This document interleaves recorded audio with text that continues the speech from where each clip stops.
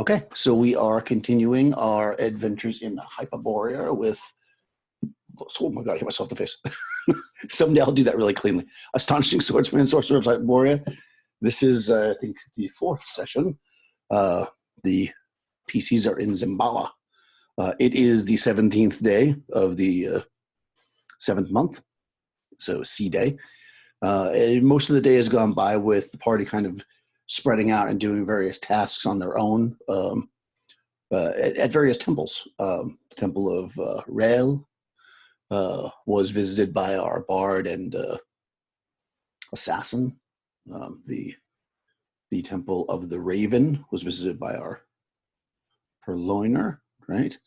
And our witch also visited the Temple of her god. And we'll kind of roll you guys back together, back at Saturn's Luck, kind of.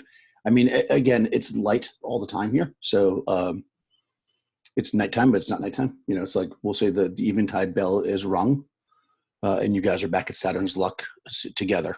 You know, maybe at a table so you can make plans or whatever you decide you want to do. Just for a bit of knowledge that you would have, they don't actually lock the doors at Saturn Luck until midnight. So you theoretically, even though it's after the bell, although you didn't have good luck with that before, even though it's after the bell, you could theoretically leave and come back or whatever if you want. But of course, you know the dangers of being in the street at night. But that being said, let me have you guys introduce your characters, and we'll see where we want to go. So let's start with Tony. I am playing Tan Rilos, the purloiner that serves the Raven God. He is feeling much better after sustaining a blow to the head at an establishment and was brought back to the Saturn's Cup for recuperation. He doesn't have much on his mind except trying to find out exactly what is going on at that establishment with the owner and all that, exactly what he's involved in. Is he and Zool tried to set up and follow the owner, but that did not work out as the owner did not leave.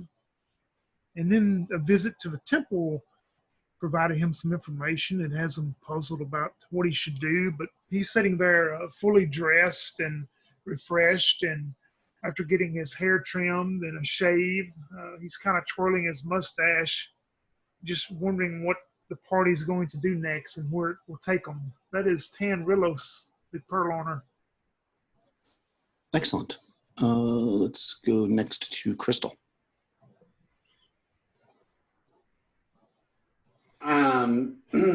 As she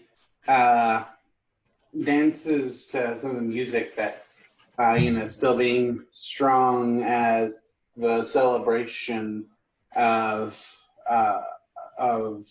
rebirth still goes on. She wanders to a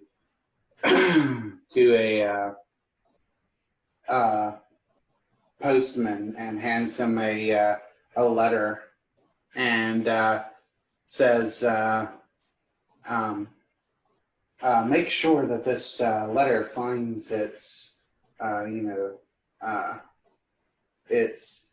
reader, quickly. And she'll hand him a few copper pieces to compensate him. And then she wanders over to the group again, and she says, Is anyone hungry? And she'll start waving to the waitress or whoever it is, and she says, please bring us some food and drink to our table, and she will offer to pay for lunch. Excellent. It's more like dinner, but yeah. So they serve hot pan bread with butter here for 1 silver piece. And pitchers of pomegranate wine are 5 silver pieces. So you certainly can buy some food. Just mark it off your money. And Kenneth. Uhtred has been thinking, he's excited about the idea of fighting in the arena. And while everybody else had gone to their to see, to talk to their gods, he kind of went back to the inn and kind of found a quiet place where he could kind of practice his sword forms and just kind of meditate a little bit and maybe even exercise some, just trying to keep fit. He's really excited, just wants to be in the best of his game. Excellent. Tomorrow's the big day. That's right. And Rush. And I am playing Zulia, the assassin and thief, or thiefish, roguish assassin from Port Zangerios.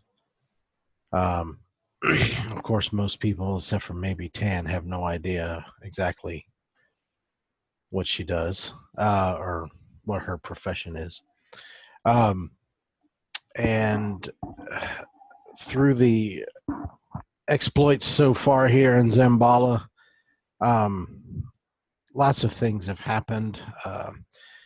Zulia has definitely made up her mind that she does not like the city of Zambala and would like to leave, actually. But she is here, and there are things that need to be done. And she has been to see the priest at the Temple of Rel, whom she worships, and sort of been caught up in a little bit of intrigue that's been going on, and the priests there have informed her that there is definitely foul things afoot at the Caravanserai, and have shown her a rather sizable chest of gold should she be willing to deal with this problem. And she's trying to figure out the best way to present this information to her compatriots. But through all of this, she feels as though she is learning much and gaining and just gaining in knowledge as to what she's doing into her profession, and learning how to move into the shadows a little better. And she feels pretty good, definitely a lot better about herself and her abilities at this moment. And so she's hoping that feeling that she attributes to possibly being a blessing from Rel will help carry them through to see this deed done, and this chest of gold, which may possibly make possible for her and maybe her companions to be able to leave Zambala for much greener and more pleasant fields. And that is Zulia. Excellent. And finally, Nikki. Anista, the bard, after causing a bit of a commotion in the bazaar at last session, she goes to the bathhouses and with Valkyria and tries to oddly get dirtier as she tries to put grease in her hair and just get rid of the shining red of her hair so that she can maybe try to sneak around a little bit more, because she does not want to end up thrown in jail. And after that, she goes with Zulia to the Temple of Rel and does some study and contemplation in their grotto, gaining more knowledge about the god Rel for her folklore book that she's building throughout this adventure. And she's just walking back with Zulia to the Saturn's Luck, wondering what was told to Zulia when she was taken away by the priests. And she's very, very eager to hear what the next step in the adventure might be. She goes back and accepts Valkyria's generous offer for some pomegranate wine and bread. And I'm playing Pinesta the Bard. Excellent. Yeah. So as I said, you guys are, you found a quiet corner. You've become basically regulars here now. You've been staying at the inn for, but this will be your fourth night, looks like. You've settled in. A lot of people are the same, have been the same the last few nights because of the large celebration going on. So people are in town for that. So you're definitely seeing maybe, you know, typically in an inn like this, you see people come and go pretty quickly, but you aren't the only ones that are kind of regulars, but you've kind of settled in. You know, nobody's kind of eyeballing you anymore because they kind of have seen you before, as you're kind of sitting in maybe a back table away from everybody else, kind of figuring out what your plans might be and what those plans are. You should tell me what you want to do.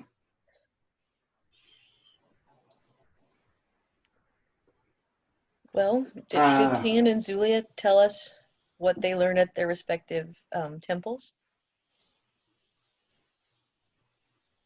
Tan would probably not have shared much details right now. He's still kind of perplexed over what was told to him. He would have probably just generally said, "Well, there is something going on at that place where our employer was supposed to be staying.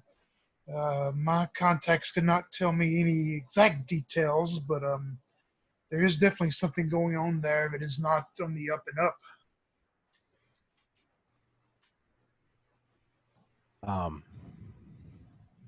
Zulia, as she leaves, I'm assuming and you have to refresh my memory a little bit because I'm a little off kilter this evening, as I said earlier. When we left the priest, they pretty much just brought me back out and basically just turned me loose, correct? That's right. Yeah. Okay. And then it's just assumed that you guys kind of whatever walked around the city, whether you said anything to Panesta or not, that's up to you. Yeah, so I would have told Panesta because oddly enough, well, I'll say oddly enough, but I think Panesta and Tan are the two people that Zulia probably trusts the most, because she knows that Tan is, well, for one, a countryman, and Panesta, you know, being a bard, she knows that she's also a master of some of the same arts that she is, but she seems like a pretty up and up person. So she would have pulled Panesta aside and basically told her that yes, the priests have said that there's the guy running the Caravanserai. Was it Artemis? Artemis was his name? Aramis. Aramis. Let me see. Yep, Aramis. Aramis. They are definitely up to no good, and they are our Dominus is not the only caravan leader to meet the same fate, and it's beginning to affect trade and income and profit within Zambala. And of course the priests of Rel carry great interest in those things, and she kind of looks around and she leans in and she's like, and they've offered a sizable chest of gold if we are to deal with the problem. Ooh. If you catch my meaning. I do understand you. So I don't know how you feel about that. And then she kind of looks around again. She's like, that's kind of what I do. So I don't know how the others will feel. But at this point, I think everyone's got a little bit of a personal stake in this so far. Well, certainly if caravan leaders are disappearing when they go into this place and there are these supposed man-eaters taking them, I don't want that to continue. That's not good for anyone. Most of the time, people don't trust people who do what I do, but there is the rare occasion that I get to use my skills for something good, and this may be one of those times. I think we're on the same page. I would like to mention it to Tan and then get his counsel, because I know he's a religious man and he's a seemingly wise man, and then we will, and of course, I'm sure you trust Uhtred. He'll follow you to do whatever you say. So as long as the witch is okay with everything and Tan is okay with everything, I think we have a course of action. Once you bring this information to Tan and tell him about it, he'll contemplate, and he goes, well, with your specialty and with my help of maybe distracting or falling or something, is this something as far as what your temple tells you? Can we accomplish this by just taking out the main man himself, and you think that will resolve the situation? So yeah, after she gets back and sits down and has some pomegranate wine with Tan and explains everything, she would just kind of look over at him and with Panesta there, of course, and say, they seem to think that removing him is pretty much going to be the key. Or if nothing else, that's a start. I'm sure that if I know my people well, I'm sure that they have other plans in play. This is the part that they would like for us to do, and they're willing to pay handsomely for it. Well, my best thoughts would be, if we take out the man at the top, the best way for us to accomplish this would be, even though nothing against you, Penn, or the other two, this would be something I think you and myself, Zool, should handle. We should try to set up and case the place again, and when we catch him come out, he's got to come out eventually. There's something I think I can do to maybe make him go to sleep for just a moment, and we drag him into an alley, and it would be a shame as he stumbles up on a knife and opens his gut up and bleeds to death in the alley. I mean, if he does indeed come out, sure. But I'm perhaps the Uhtred is supposed to be putting on quite the spectacle tomorrow. That might possibly lure him out. If we can sort of maybe figure out a way to get that involved, get him, That may be an excellent idea. You and I could, you could do your disguise again, and I can, well, the guards pretty much know me, but I can stay on the side of the building, and quite a few people will probably going to that exposition to see that. If he comes out, we follow him and catch him in one of the alleys before he gets there, when there's less people on the street. Mm-hmm. Do you think a man like that walks around unguarded, though?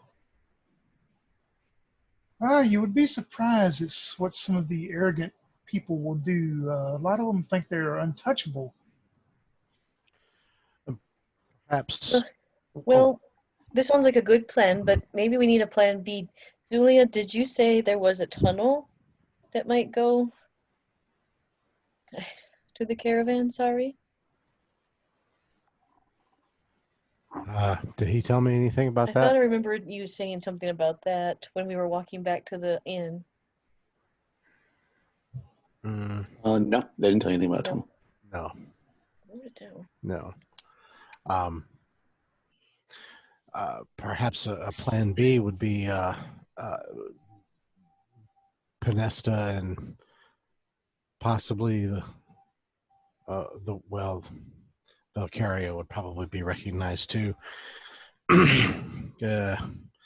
We could perhaps accost him and have the two gentlemen be watching over us if there are guards. At this point, we could just. But there's two ways. The way I see it, we either have to lure him out and catch him in the street, or use the cover of shadow and night and go in after him, perhaps while he sleeps.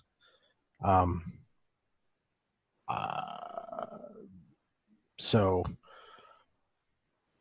I say that would be the plan B, maybe, and then the first plan is that we try to catch him, we shadow him if he comes to watch the spectacle in the arena, Okay. and then Tan can shadow him without being seen, and I can shadow him without being seen, and This being discussed at our community table. Am I there, Uhtred?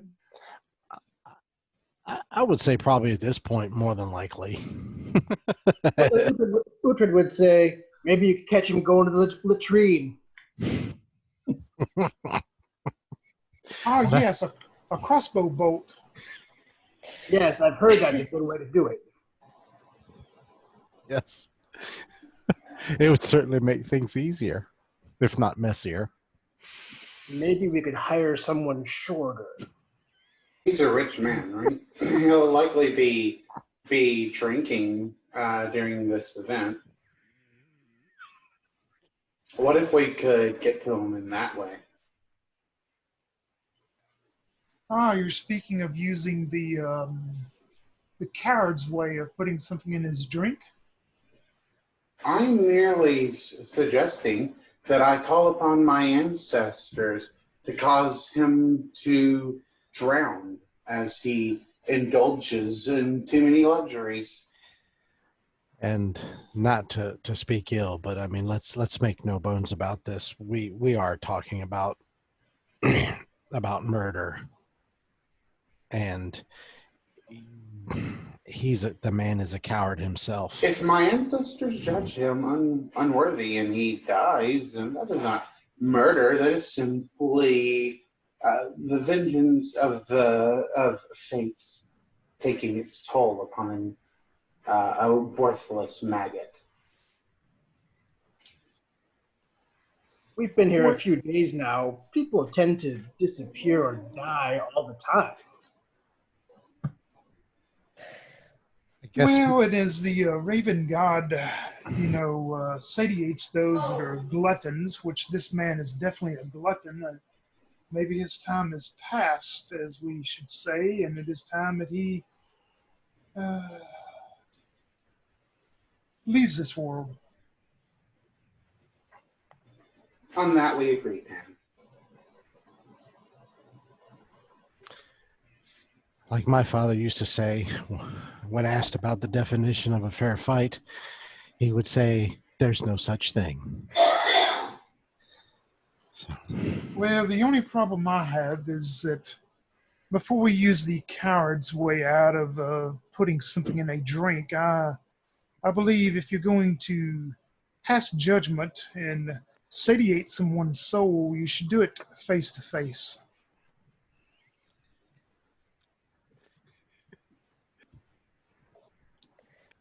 Yes, that always works out so well in the stories. Dan just wants to choke somebody with his belt again.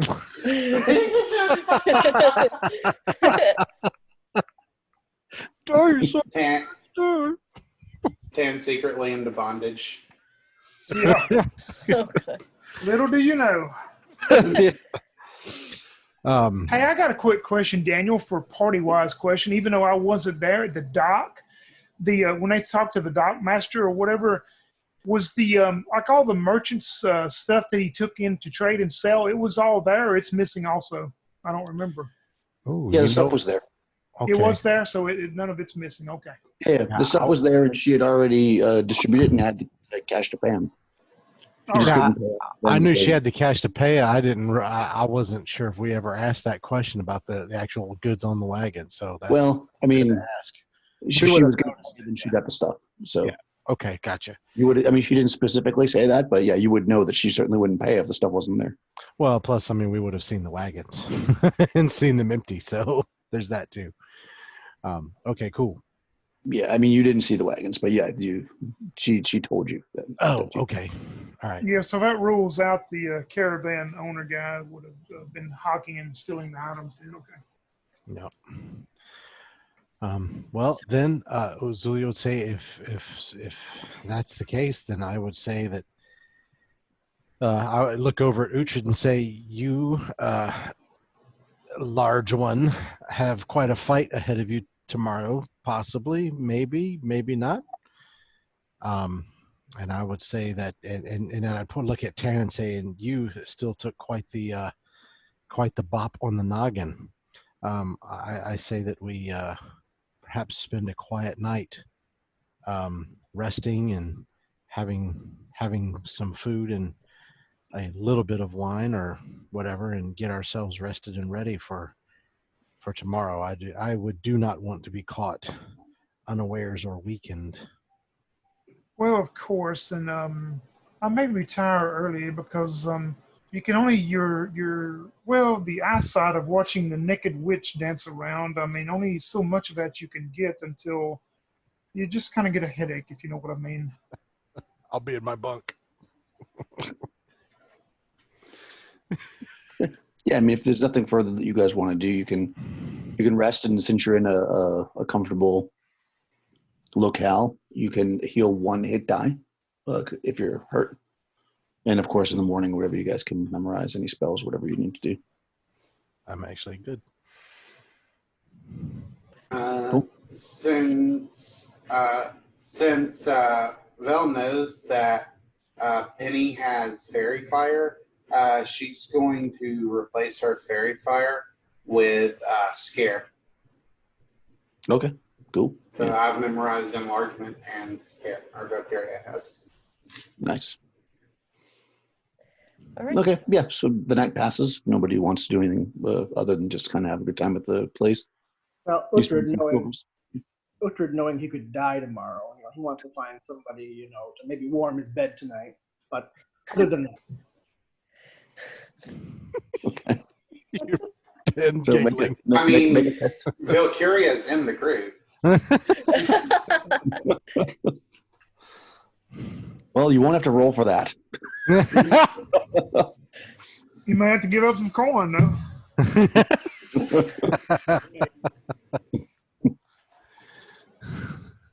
Yeah, yeah. Okay. Yeah, you can find somebody for a couple silver, probably. These things come cheap in Zambala. Oh, you got to roll for what her charisma is, though, Daniel. Come on. We got Oh, to her know charisma? What All right. what the charisma is. All right. So you should. Okay, here we go.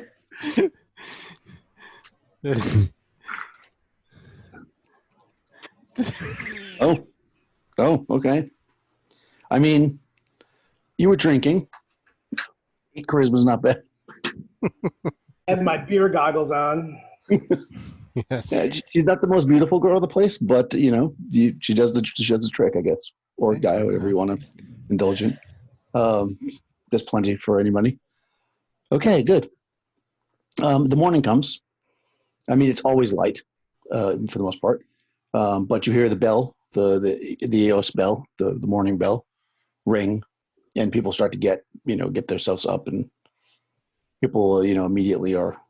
It's day 3 of the festival, so actually it's 4th day, I guess. They are people are still into it, but they're kind of like a bit hungover already. So when they get up in the morning, they're kind of like putting their paint on with a little bit less enthusiasm.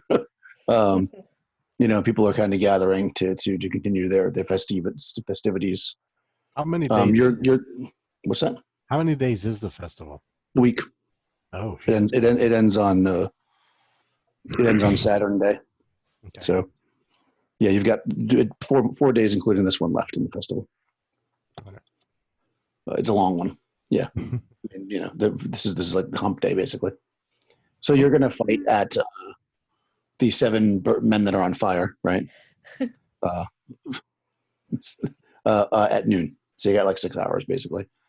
But, so you guys do morning things. If there's anything you want to do. So you want to scout out the place, or what's your... That's what Zulia wants to do. Caravanserai? I'm sorry. The Caravanserai? Yeah. I Zulia would want to go, and because she realizes that she may have to go in to this place in the middle of the night, which I keep having to remind myself is still daytime. So I keep saying the cover of night. There is no cover of night. So, Yeah, I mean, I guess your only advantage is that because of the bell, the streets should be more or less deserted yeah, after 8, even if it's Just not dark out. hope no one's looking out the window. Yeah. So anyway, yeah, she wants to go and get a really good vantage point and watch the building for a couple of hours. Like she would get like a piece of that fried bread and probably some juice and go watch the building to see how people are coming and going, who's coming and going. Does it just look like it's servants? Does it ever look like the guards are changing posts? Things like that. That's what she wants to do to try and figure out the best way if she has to get in there. Mm-hmm. And Tan's going also. And the other thing I'd like to do too is figure out what would be the best route or the most likely route that if someone were to leave the Caravanserai and go to the arena, which I think is number 5 up there. It's right there. Like, whoa. 5 is obviously the arena. So I would try and scout like the best route that they would probably take if they were going to walk from building 10 to building 5 and look for a good spot where I might be able to possibly entice somebody into an alleyway or something. I don't know. Okay. Well, I mean, you're looking, basically this part over here is the more or less the crumbled city, right? Right. So nobody's really walking around there. I mean, you see, if you go early enough, you see some slaves maybe coming out of there. The main road in for the slaves is here, which was the same road that you came in. The only way in and out of the place is here. That's the only entrance. Yeah. So you definitely see people come and go. I mean, that's not, just guards come and go, people come and go. I mean, it's a bar and it's also a hotel. So because of the celebration, people are kind of streaming out, to go. You would know that you enter the arena there. So, I mean, that would be the way people walk. Yeah. That's what I mean, most people aren't gonna walk through alleyways. I mean, they're not. These are behind people's houses. Well, I mean, maybe they might do it. So you certainly could do it. I mean, they're pathways. You could go in there for sure. But you would think the most logical way that somebody that doesn't want to walk through alleys that might have like shit on the ground, and I mean, alleys are alleys, right? So the main road is here. So the most likely path for anybody to take would be that. I mean, if they're leaving from there, you could. I mean, there's other ways to go. Clearly, you could go any of these ways, but your thought would be that's the most likely way.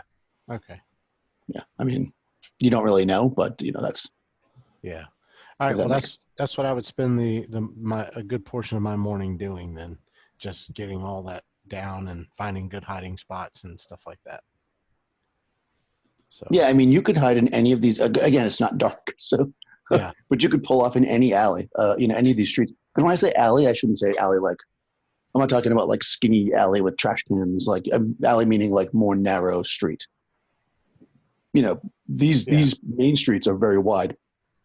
They're wide enough for, wagons and horses and stuff like that. The streets between the buildings are smaller. You could like walking paths basically. And where you see these like black lines sticking out, that's like walled areas. So like for instance, these two buildings right here, right? They have like a wall that's connecting like a courtyard for both of them. All right. Are those two buildings you just circled houses, or are they some like business? They're houses. Okay. Yeah, for the most part, most of the stuff around here are like houses, or like they're houses that do a small bit of like business out. Like they're residential, but people do business from them. They're not like businesses. The main business area is is way down by the docks. This is all business, right? And and of course the bazaar. would be the other big, like, that's Right. what we're buying, so. But yeah, that's kind of what you're looking at. I mean, to hang out and not be seen by people, actually 7 is, Very Romanesque. oh, that's the satrap. So this is actually the satrap who is like the ruler of the area. That's his mansion right there too. Oh, I So like how on the map there, the buildings are actually shaped different. Like the businesses have like, it looks like different roofs. It looks like to me Yep. than like the regular Yeah. homes. Yeah, exactly. Like this right here would be like a businessy looking roof. Exactly. It's just a cheaper building basically. But like this is the ruler of the lands, of this part of the land's mansion. So that you can imagine this area all around here is very well patrolled. It's not like, there's lots of guards walking around constantly, especially during the day. So, yeah. That's what I would say about that. So that's what you notice in the few hours that you do it. So what's everybody going to do? Like, I suppose you have to probably get to Uhtred probably has to get to the place like an hour early or something to get like oiled up or whatever they're going to do. Although I don't know if you want to get oiled up since they're going to be on fire. But Did you say that I won't be able to use my own armor and weapons? that's right. They're going to give you something like a sword or something. I can't remember what I said actually. So what Uhtred would do in that case is he'd like to get painted. Mhm. I'm assuming he's going to be like bare chested or something. Oh yeah. So like maybe just kind of get painted, kind of like a deathly visage. So he kind of looks. I want him to look. He wants to look scary, right? He wants to be able to scare his opponent. So maybe he'd ask Valkyria, say, hey, is there a chance that maybe you could, paint me up so I look fearsome? Oh yeah, Valkyria would certainly agree to do that for him, and would paint him up like a fierce warrior. Lots of reds. No, Just kick me on his back. Lots of reds, and some like darker colors and stuff, like make some cool shadows on his face and stuff. Okay, yeah, you definitely can do that. You can get all intimidating looking. I love the idea that he's going to try to intimidate guys who are already on fire. Hey, listen. Any Well, I advantage mean, you can it's for the audience more than anything. Right, of course, yes. Hey, maybe they like it. maybe, right? You might as well put on a show. It's the last thing they're going to see, right? They're going to die one way or the other. They're on fire. Okay, yeah. So what's the plan? Like, who's going to the arena with Uhtred? Who's staking out the place besides Zulia? I'm with Zulia. Okay. I'll go with Uhtred and Vel, but I need to be careful. Skirt the bazaar. Just always have to specify that. Yes, you do. Vel will sort of dance around Uhtred, like in front of him, and like dramatically be like, "Get out of the way! The terror from the east is coming!" Something like that. Nice. Excellent. Uhtred's walking along, making his pecs dance.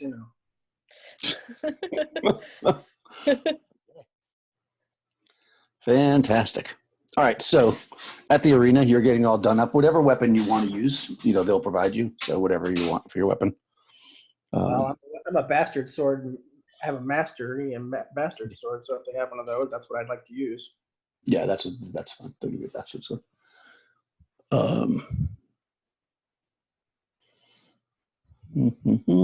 Sorry, I'm looking for the arena. I lost They it. give you a penknife and say, "Here you go, big boy." I can make it work. Yeah, maybe. I mean, being that the other guys are just going to be on fire. How did I lose the arena? Oh, there it is. Okay. Oh, does anyone have like a flask of oil?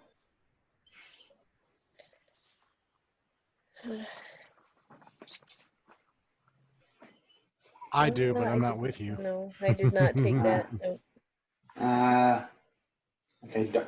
Could Valkyria ask for a flask of oil? from the people what she wants to do, and she'll even like let them know this if they'll see if they'll agree. She wants to like soak the blaster sword blade in like oil, and before he goes out, she wants to like light it on fire so it'll burn for a little bit and like look all impressive and cool. Yeah, you can do that for sure. That sounds pretty awesome. The guy that's like in charge of props kind of gives you the evil eye, like he thinks you're trying to get his job. She gives him a wink in return. Let's see what's happening. Okay, cool.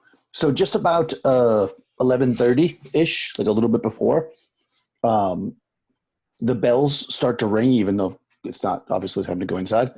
And the gates to the Satrap's mansion open, and kind of a, for lack of a better word, a parade of soldiers, some of them with flags and pole arms and their full dress, kind of march out, followed by one of those what things, the box that the rulers sit in, they're carried by people.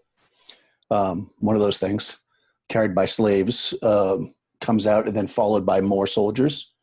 Right around the same time, you guys see by the Caravanserai, those gates also open, and 6 well-armed, well-dressed, best shiny armor warriors march out, again, like very formation-wise, followed by you definitely recognize Aramis, who is flanked by two men, and he's kind of like man, Aramis, man, Aramis. They're like a triangle around him, and then there's 6 more soldiers behind them, and they kind of march out and up, and then they kind of like merge at that place where you see the intersections. I'll show my screen again, and then they kind of all start marching together towards. So he merges with like the leader, the mayor. Then. Yep. Yeah. Basically, they come like this. I didn't do it. I thought it was gonna. Oh, mouse. Now I want to do. Where's the arrow thing?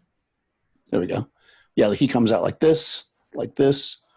These guys come out like this, and then they kind of like merge together, and they continue their path towards the thing. So he's based there. I mean, you can obviously stop them before they get, if you want to do something, but as they come here, so basically like the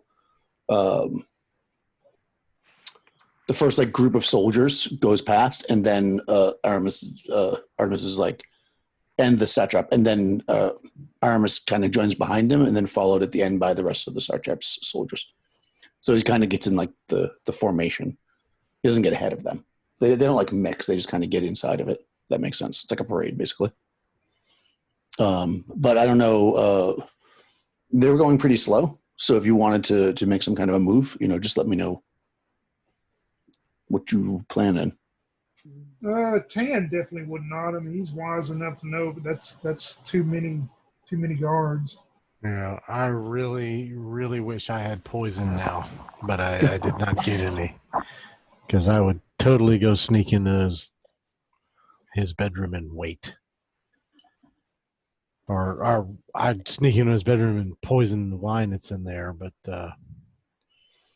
well, you definitely can tell. I mean, if you guys were kind of near the door or whatever, that the couple of guards that were left are pretty like pissed that they didn't get to go to the arena. And the place looks fairly deserted at this point, as everybody's marching away. Do I recognize the guard that struck me? Oh, that's a good question. Let's see if he's there. You mean one at the gate or period? Yeah, is the one of the ones at the gate, or did they recognize him in the main entourage? He's in the main entourage. Okay. Yeah, he's one of the 4 guys that are around Aramis. So yeah, so that place looks pretty deserted. Do you want to follow the parade? Like, what do you guys want to do? Because I'm assuming you're somewhere like, because you want to be able to see him come out, right? So you were probably Yeah, I was probably right across the street. I'll probably, as soon as they get going and I see what's happening, I would immediately try to like find Tan. So Yeah. yeah, something like that. So I could say, hey, what do you think? Yeah, and he would have probably been down at the south end of those two buildings, on that end watching somewhere like around there. Yeah. So once he sees that and has eye contact with you, he'll start walking your way and meet you there in that alley or side street. Okay. Yeah, I mean, they're going slow enough and with enough fanfare that if you were to like run through the alleys, you could probably get to the arena ahead of them. Or you could clearly go behind them, or you could do whatever you like. They're not going particularly fast. They're making a big show of it. Right. So I would run up to Tan and I say, well, way more guards than I thought. What do you think? Should we go to the arena or should we? And then I just point to the building. Well, we do not have any of the coward's blood to spike his drink there in the building, so I guess this is going to have to be a night job, I guess, huh? Yeah, we can come back at night, or we can sneak in and into his private chambers and accost him when he returns, and then make our escape. Try to make our escape dangerous, but How long? And one quick question, Daniel. How long will it be before nighttime comes? That's several hours away, isn't it? Yeah, it's like noon. So you're looking at 8 o'clock before the bell rings, but people stay up and drink and stuff later than that. So you figure most people probably stay up till 11 midnight, anyways. Equivalent. I do not believe, Zool, it would be wise to go in the building now. And what if some servant come by or one of the guards made a round and caught us? I guess we'll just have to come back at night. okay, then we should sneak through the alley and get to our friends. Yeah, and you see Tan take off, moving very fast, faster than you would think he can, ahead of you. She'll follow along behind him, going, "Slow down there, Longshanks." Okay, yes, you guys kind of rush quickly through the alleys, and as you do, you get there, and you can see that with all this fanfare and stuff, because of the holiday that's going on, they have like somehow you're not sure how they got them because you weren't watching, but a lot of these guards now have torches, and they have like holding them like ceremoniously. And you can see that not only Aramis and the satrap, but other people really finely dressed with like groups of with guards and stuff are kind of all showing up at once. And this building here, oh, you can't see it.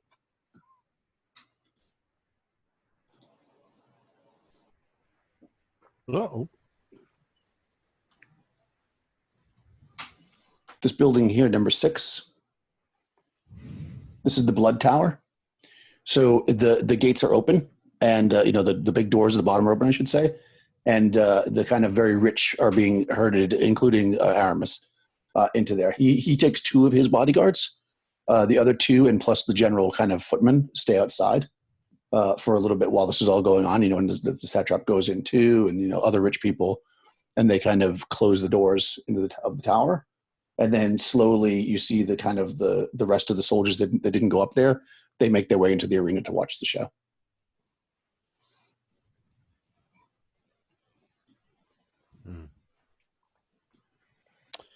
Well, I would probably, at this point, I thought about putting on my disguise, but if I flaunt the disguise around too much, then it no longer becomes a disguise. So I'm probably, once I struggle to keep up with Tan to get in there, excuse me, we'll try to go and find the others.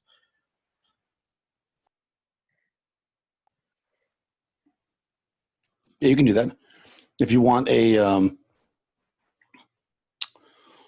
bench seat, it's 3 copper pieces. Premium seating is 5 silver pieces. We don't get free seating for being Uhtred's entourage? No, definitely not after you made that deal for more money.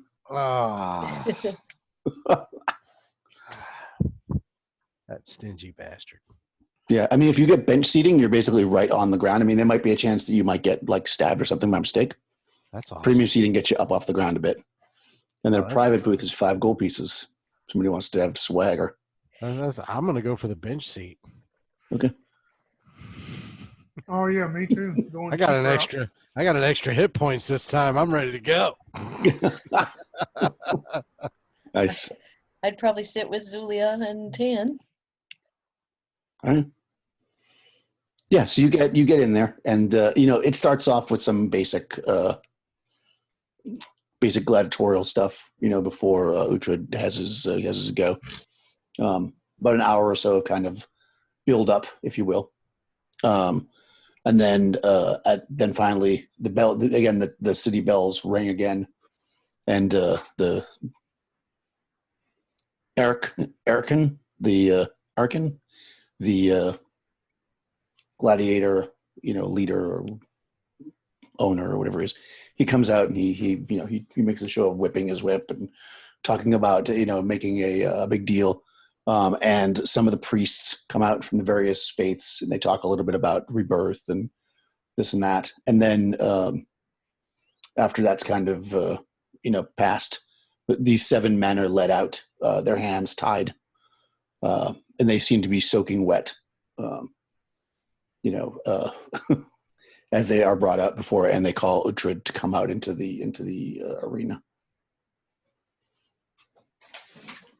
Uhtred will walk out into the arena, and he will stop, and he will take his sword and jam it into the ground, and he will kneel before it, and he will lean down and grab a handful of dirt, kind of let it run between his fingers. He bows his head and says a quick prayer to Euler for strength and dexterity. And he will throw the sand up into the air. He stands, takes his sword in hand, and prepares himself. Okay. So your sword is, I guess, drenched in oil or whatever. Maybe it was wrapped with a cloth that's drenched in oil. One of the priests gets behind the 7 men. They're being held, like they're all have their hands tied, and they're all like there's a length of rope going to because like a leash basically to all of them. And he steps forward and he lights that, and you can actually see the rope is like soaked in oil and almost like a wick. It goes, and the men they're trying to struggle to get out of the rope, and before they can get out anything, just they're inflamed. So first they'll take damage. Let's see how much damage these guys will take. Oh, okay. Yeah, they're up in flames, but they know, or they've been told that if they kill you, that they might live. So they, with fire in their eyes and on their bodies, they're going to charge you. So go ahead and roll initiative. The other 3. A 4. 4, you go first. Okay. These guys are running at you. 7 of them at that. They're on fire. Did they give them weapons? They have no weapons now. Aw. AC They're on fire. What's that? AC 5 to hit. Oh yeah, that definitely hits. Yeah, their AC is 9. They haven't got any. So I will just roar and I'll charge at them as well. Nice. Do I get my damage bonuses and everything? Yeah. Okay, so that's going to be 7 damage then. 7. Okay. They charge at you and you cut one down and he drops and you slice him and he collapses to the ground dead, and your sword lights up as the other 6 of them now try to pile on top of you. Oh boy. Let's see. They don't have any weapons, of course. So they are just going to try to grapple you. I probably should have went to the section before I saw the combat. Where's the grappling? Melee. Combat actions, here we go. Okay, so they're going to try to grapple on you. To engage in melee with without a weapon present, All right. Guy number 1. Gonna try to grab you. Here we go. Ooh. So what is your AC with no armor? No armor. That's a good So question. just your dex if you have any. Barbarian gets a bonus to no armor. Oh, and you get a bonus, yeah. Sorry, I wasn't prepared for that. Let's see. I get +1 AC bonus when unarmored and unencumbered. Shield Yep. allowed. Okay. So Do you have a dex bonus? I have a dex bonus of +1 for a defense adjustment. Okay, so your AC is 7. Perfect. Okay, so they need a 12 to hit you. So this guy misses. First guy misses. Second guy. Ooh, 19. He hits. Make a avoidance saving throw. That's a natural 20. Oh, he grabs you and you throw him to the side. Third guy. Ooh, grabs you. Make an avoidance saving throw. I get to add 2, so 7.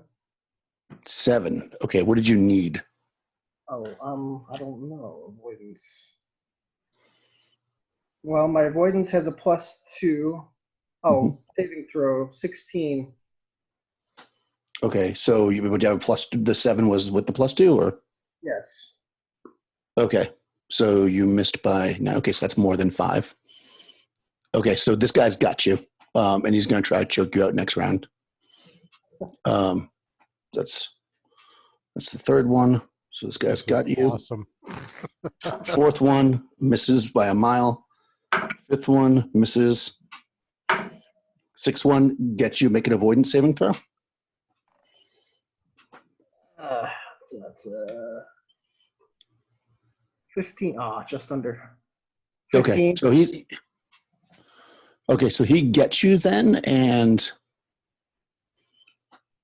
he can't choke you out though, but he does have you. I'm grappled by 2. Yeah, by 2. And when you're grappled, you are your AC is reduced by 2, which means you're basically AC 9 now. You can break through on your turn. You can. Okay, so you got to make a test of strength to break free. I mean, if you choose to do that, you can also just actually you cannot, because you can only attack with weapons 0 to 3. What weapon class is a bastard sword? That's the question. See, we learn this as we go. Let's look up the bastard sword. It's a hand Melee and a half. weapon. Yeah, bastard sword is weapon class 3, so you can actually attack with it. So you choke up on it. You can still attack with your sword if you want. So what? One of them's trying to choke me, and the other one's got me around the waist or something. Yeah, exactly. Now, so we're going to go to the next round with initiatives, but currently, right, they're kind of gathered around you. They're on fire. One of them's choking you, or about to. The other one just has you around the waist, holding you, not doing any damage currently, except for the fact that he's on fire. So you'll take, because you're being grappled by somebody on fire, so you're going to take 2 points of damage from being burned basically by these guys. So yeah, that's currently the situation. There's 6 standing. One has you by the throat, one's around your waist, and the other 4 are just kind of like circling around on fire. So let's go into the next round. So roll initiative. 4 again. Oh, they got a 6. Oh, Okay, shit. so he's got a 6. Just go back. No, I lost that page. Okay.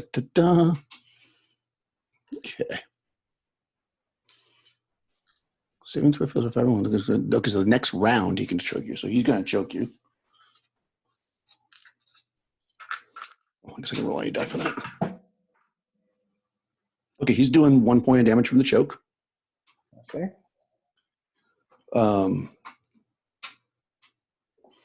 Now the other guy is going to just hold you. So basically, since they both have you, I guess he's just holding you. So you're going to take 1 more point of damage to that. But so you're going to take 2 points of damage from being on fire as well. And then the other 4 that don't have you are going to try to pummel you. So you can just get beat. So let's see, because now your AC is a 9, you're being held. Ooh, that one hits you for 1 point of damage. Another one hits you for another point of damage. So basically, you're being choked to the guys around your waist. Now guys are just kicking you yeah. Miss. Ooh, miss. That's all 4 of them. Okay, so that's where we stand now. Oh, I got to roll their damage because they're on fire. Hold on. Ooh. One of the guys Not is. going as well as I'd hoped. Well, I mean, the fact that they're on fire is definitely working to your advantage because they're not doing well. Although they're not dying from it yet, anyways.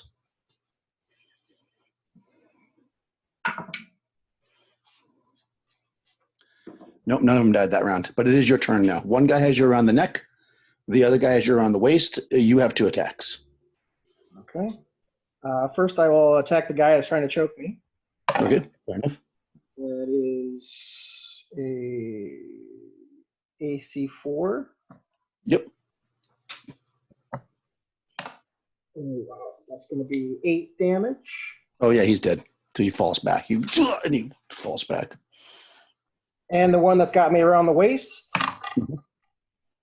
that is a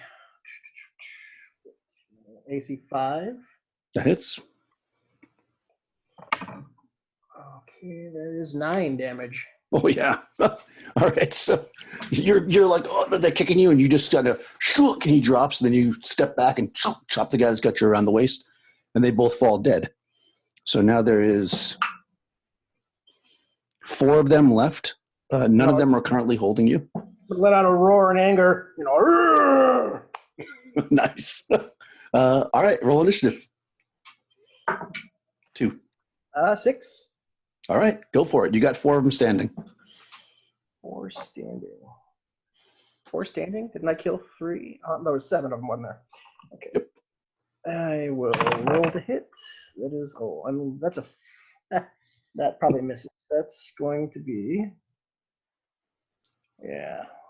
You only need AC 9, so. Yeah, well, I You're only basically- rolled a 5, so. Yeah, that doesn't seem possible. Yeah, you need a 10, basically, so unless you have a plus. So. Okay, yeah, so you swing. I mean, you're staggering after what just happened to you. So now these guys see that you're free, so they're going to actually try to grapple you again. So first guy misses. Second guy, that guy's going to grab you, make an avoidance save. My AC went back to 7, right? Yep, but he rolled 15. 17, so I made it. You made it, okay. So he's not choking you, but he does have you. Okay, next guy misses. Yeah, they're on fire, so it sucks for them. They said they needed a 12, right? Which I think a 12 hit is 12 hits AC 7. Yeah, so another guy grapples you, so make an avoidance save. I rolled a 17 again. So All right, yeah. So this guy's got you, but you're not being choked. So they're basically like grabbing like your shoulders or whatever, trying to hold you back. Now they're all going to take damage from being on fire. Oh, wow. Okay, that guy got lucky. Okay, nope. Oh, all right. One of the guys that wasn't grappling you finally succumbs to his flaming death. Both guys holding you are flaming up pretty badly, but still up. So you're going to take 2 points of damage from being on fire. And there's a total of 3 of them left as we go into the next round. Right? Yeah. So initiative. 3. Ooh, they got a 5. All right. 3. Come on, beat 3. Okay. All right. So, well, these guys are just going to keep holding you. The 2 guys that are holding you, but the other guy's going to try to pummel you. Oh, misses. He swings, but he's like burning up, so he's got no. So you got 2 guys on you, and you get 2 attacks this round.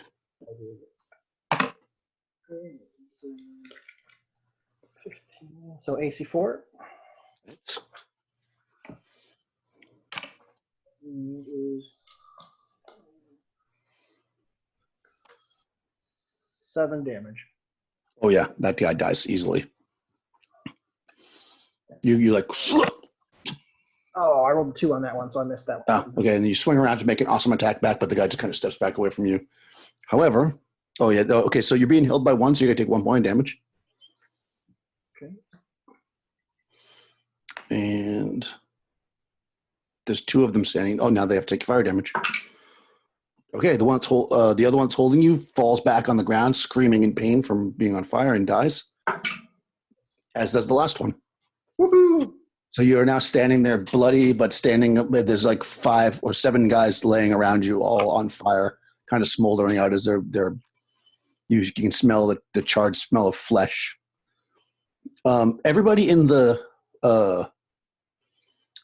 that's in the crowd, make a just roll a d6 for me. So basically everybody except for Richard. Uno. 6. No, as well. When you have a new puppy, make sure your dice don't hit the floor. Oh, God. She thought it was a treat. Mhm. I got a 4. Okay. So somebody had 6? What was I that? did. Pinesta. Okay, perfect. You notice, maybe because you're kind of paying attention to, because you're the bard, several of the slaves that are working the arena that have like the big metal bands around their neck, as these bodies are burning, you can see that they're kind of like they're getting like excited. Excited? Yeah. Kind of like you might get excited if you smelled like popcorn or something. Oh. So like coffee excited. Really excited. Exactly. Yes. Like baked bread excited. Yeah, so the crowd goes wild as Uhtred is victorious over these 7 flaming men. He raises his sword in victory. Yes! I start clapping and hooting and hollering and making a spectacle of myself to cheer him on. So, up from the blood tower, well, I don't quite know if they could throw it that far, but I'm going to say throw it anyways. Wow. 60, it's basically 60 gold pieces come flying down into the ring to you.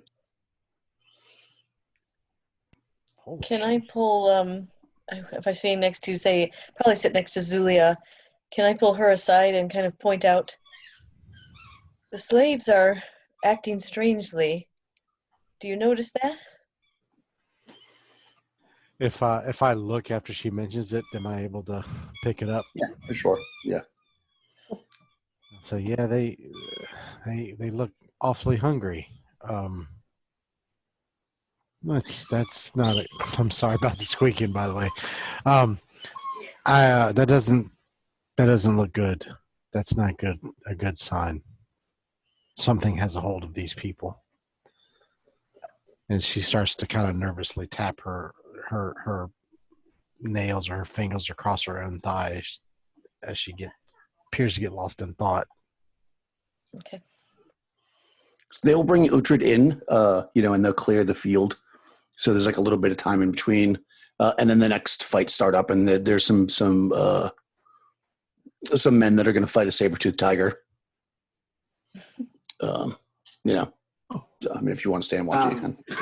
When we see Uhtred again, I have bandages, and I'd like to say that, like, for flavor, one of those bandages is like a small jar of aloe vera oil, and Valkyria would offer to rub this on Uthred's burn wounds. I would graciously accept. So she will rub it upon his wounds as, perhaps Penny strums a heroic tale of Uhtred. Oh yes. So like real life, I would have stayed and watched the shit out of 2 guys fighting a saber-toothed tiger. As Zulia, I probably wouldn't have had a whole lot of interest in it. So I would have tapped Pinesta and Tan and say, he certainly made his coin. What say we go find him before the witch does something horribly inappropriate to him? You see Tan get up with kind of a disgusting look on his face. You don't know if it's from what he's just observed in the arena or what, but he looks at you and he goes, yes, because evidently it's seen what the witch is doing now. He won't be paying for one of the other companions this night. Go ahead, Nikki. Oh no, go ahead. Wow, it sounded like you were getting ready to talk. So all I would want to do is go find the other two. Of course, make sure that Uhtred gets his coin gathered up, and then and then explain what Zulia would explain what Penesta and her. Zulia would explain what Penesta pointed out to her as the men lay dead in the arena, as far as what they saw.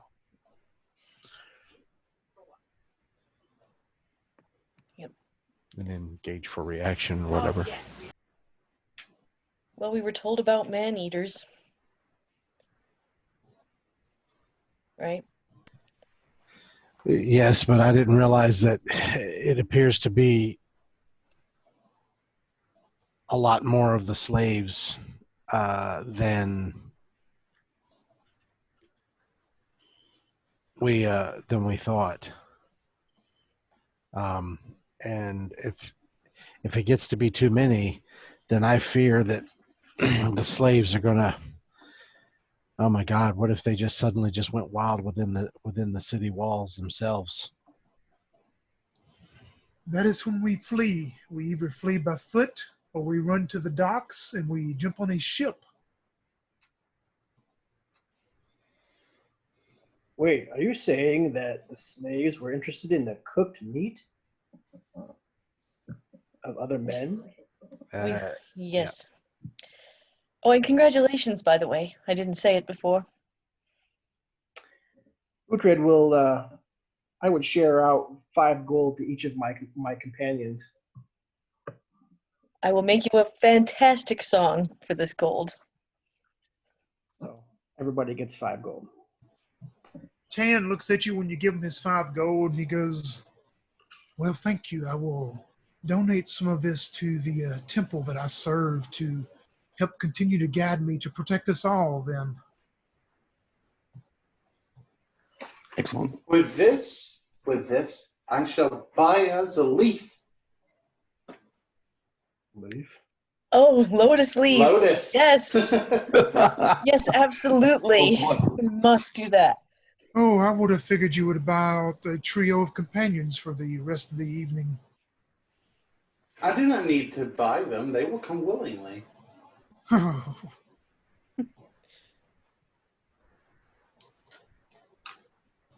So I think we need to find a way into this Caravanserai.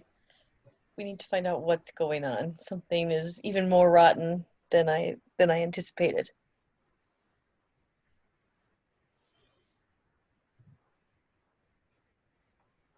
And I think, Tan, it should be more than Zulia and yourself that go in. I think this might be. well, I believe if we do that, and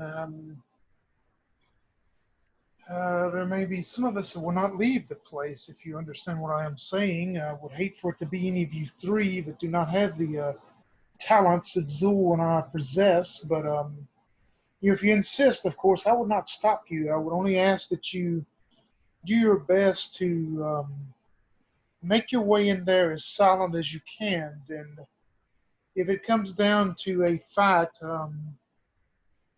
sometimes it's every person for themselves.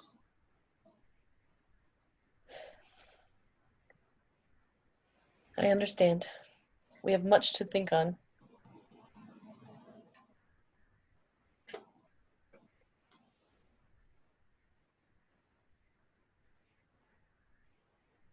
Tan, Valkyria just rubbed a bunch of ointment on me, and I'll tell you what, she's pretty good with her hands if you gave her a chance.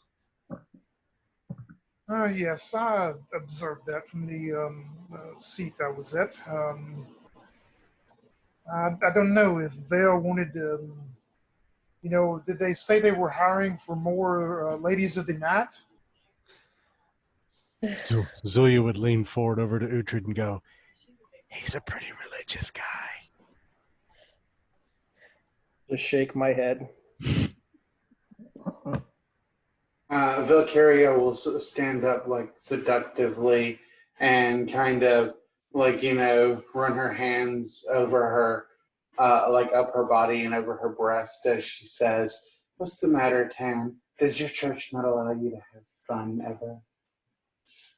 My sins are found elsewhere in this life that I have to answer for.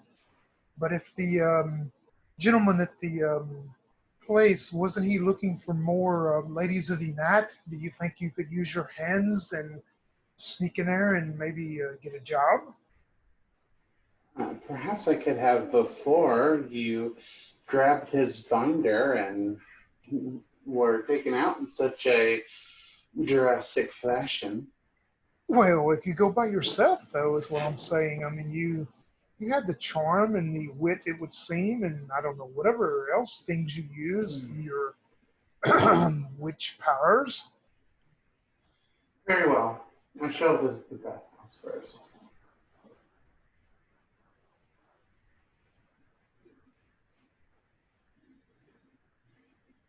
And Valkyria, if the plan is that she's gonna sneak into this place, then she would like to go to some bits, like buy like maybe some perfumes, and like a nice yet fitting outfit.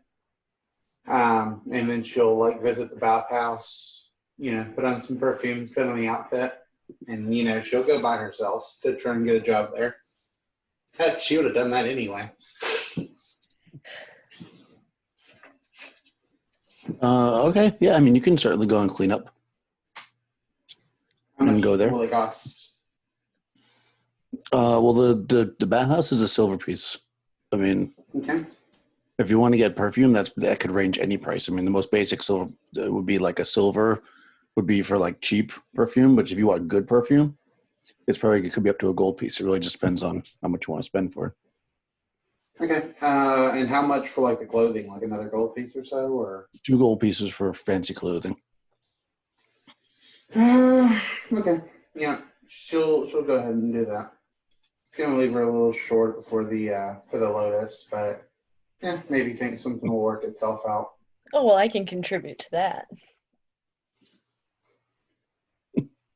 Surely. Uhtred will bathe as well and probably go back to the Saturn's Luck and rest. Because he's down to 5 hit points. Oh, yeah. Okay, that's fine. Yeah, you guys can go back and rest. So what's everybody doing? You're going to go back and rest. You're buying fancy clothes. What's the rest of the group doing? Tan, I guess, would be maybe planning and plotting with Zool some to try to make sure they get their plan on what they want to do.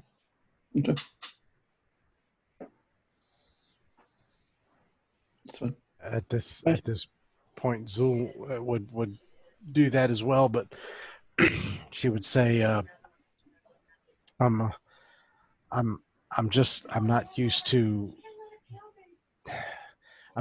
plying my trade in this kind of environment, with deserts and no darkness, and I'm a little stumped as to exactly how we can go about doing this.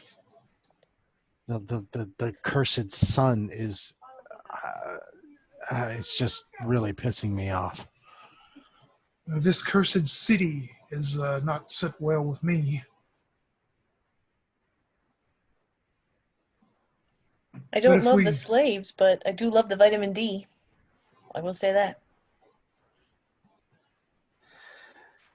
The sun may be good for your skin, but it's not good for people who wish to move in shadow.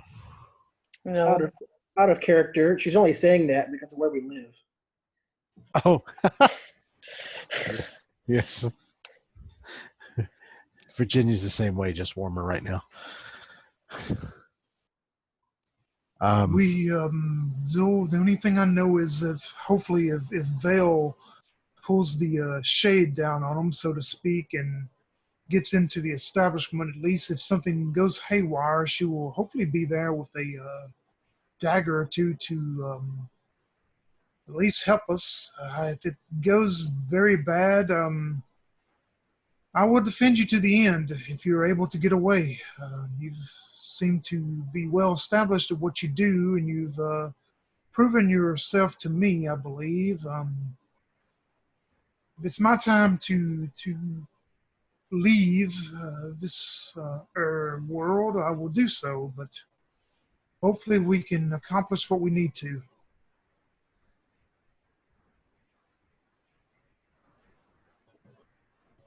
Well, oh, go ahead. I was just going to say, I hope so, Tan. I would hate to see you have to give your life right now.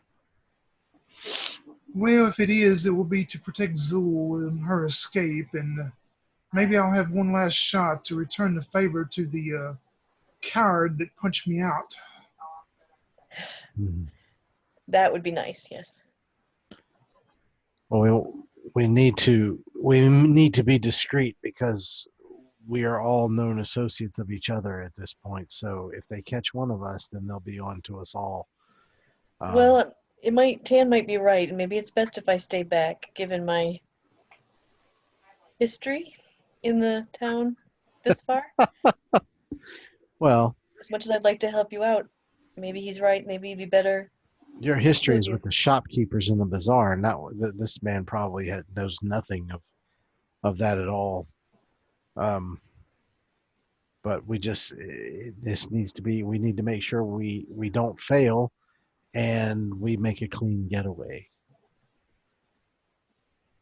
That's really the key. What we need to make sure we do. So, if that means climbing, if that means waiting till close to The Eventide Bell? Yeah, the Eventide Bell, and waiting for him. I can be the monster under the bed. So, Well, and also, as I say, hopefully if Vale is able to obtain her employment there before we get there, that she'll be somewhere in the establishment and hopefully have a hidden dagger or two. I don't know. I don't. Who knows about what a witch will do?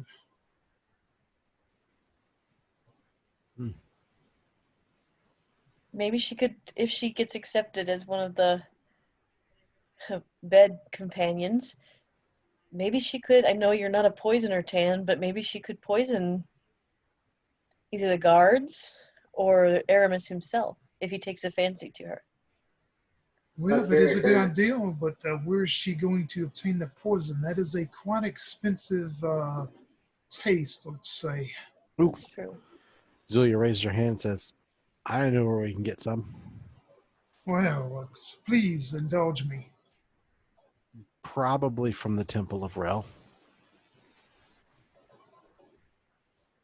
If Valkyria is there, she would let you know that that she can actually make that stuff. Or that. Well, how long, but it costs a little bit. How long, dear witch, will it take you to do that, and what is the cost? It would take a day, and what's the ingredients I would need? Let's see, I have a new toast snail, Granger's kitten. Ooh, that's a rare one. About 100 gold pieces. Oh yes, yes. I'm sure it's just going to fall out of your bosom somewhere, huh? That's a lot. Well, that's how much it costs for me to make at cost. So how much is it going to cost to buy some if you could get it? I don't know till I ask. We have ways of obtaining things for that possibly could be quite much cheaper and maybe not any cost at all, depending on the person you talk to and if they are 100% behind the mission at hand. So how much time do we have until the bell?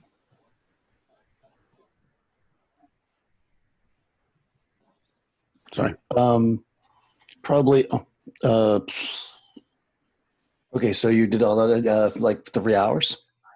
So if it's all right, I would like to basically beat feet across back to the Temple of Rel Hmm. and ask to speak to the priests again and just, pull them aside, just ask them, say,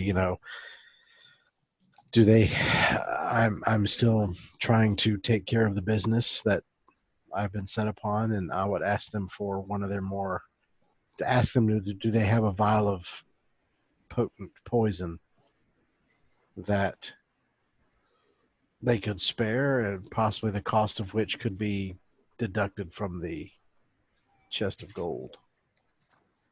Or how much would it cost, considering that I'm doing them a favor? A favor? I don't know what you're talking about. These things are very delicate. Um, are you talking about something that would cause death? Of course. These are not easy to come by.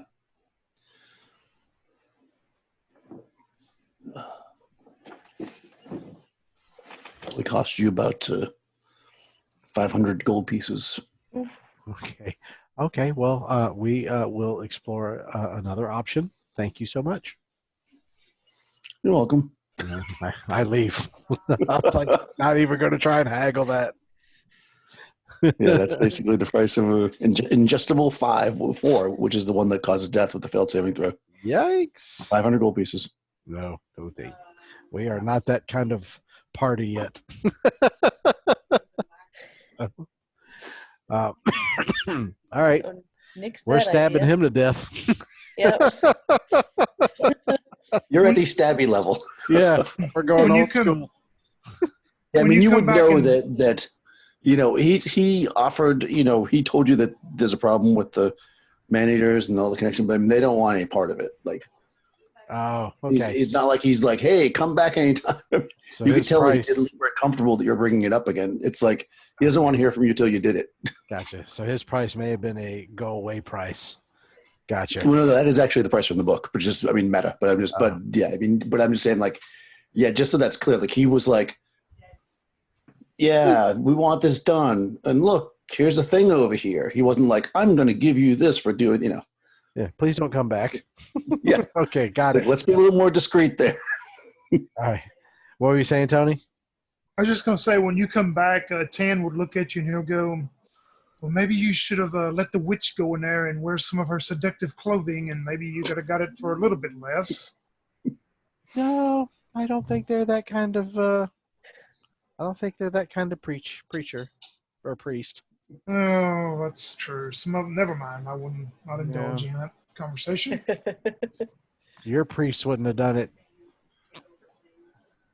So, I don't know. I could always go and speak to him. I made a very good donation to the temple No. when I was there before. No, I meant your priest wouldn't have just indulged the witch, is what I meant.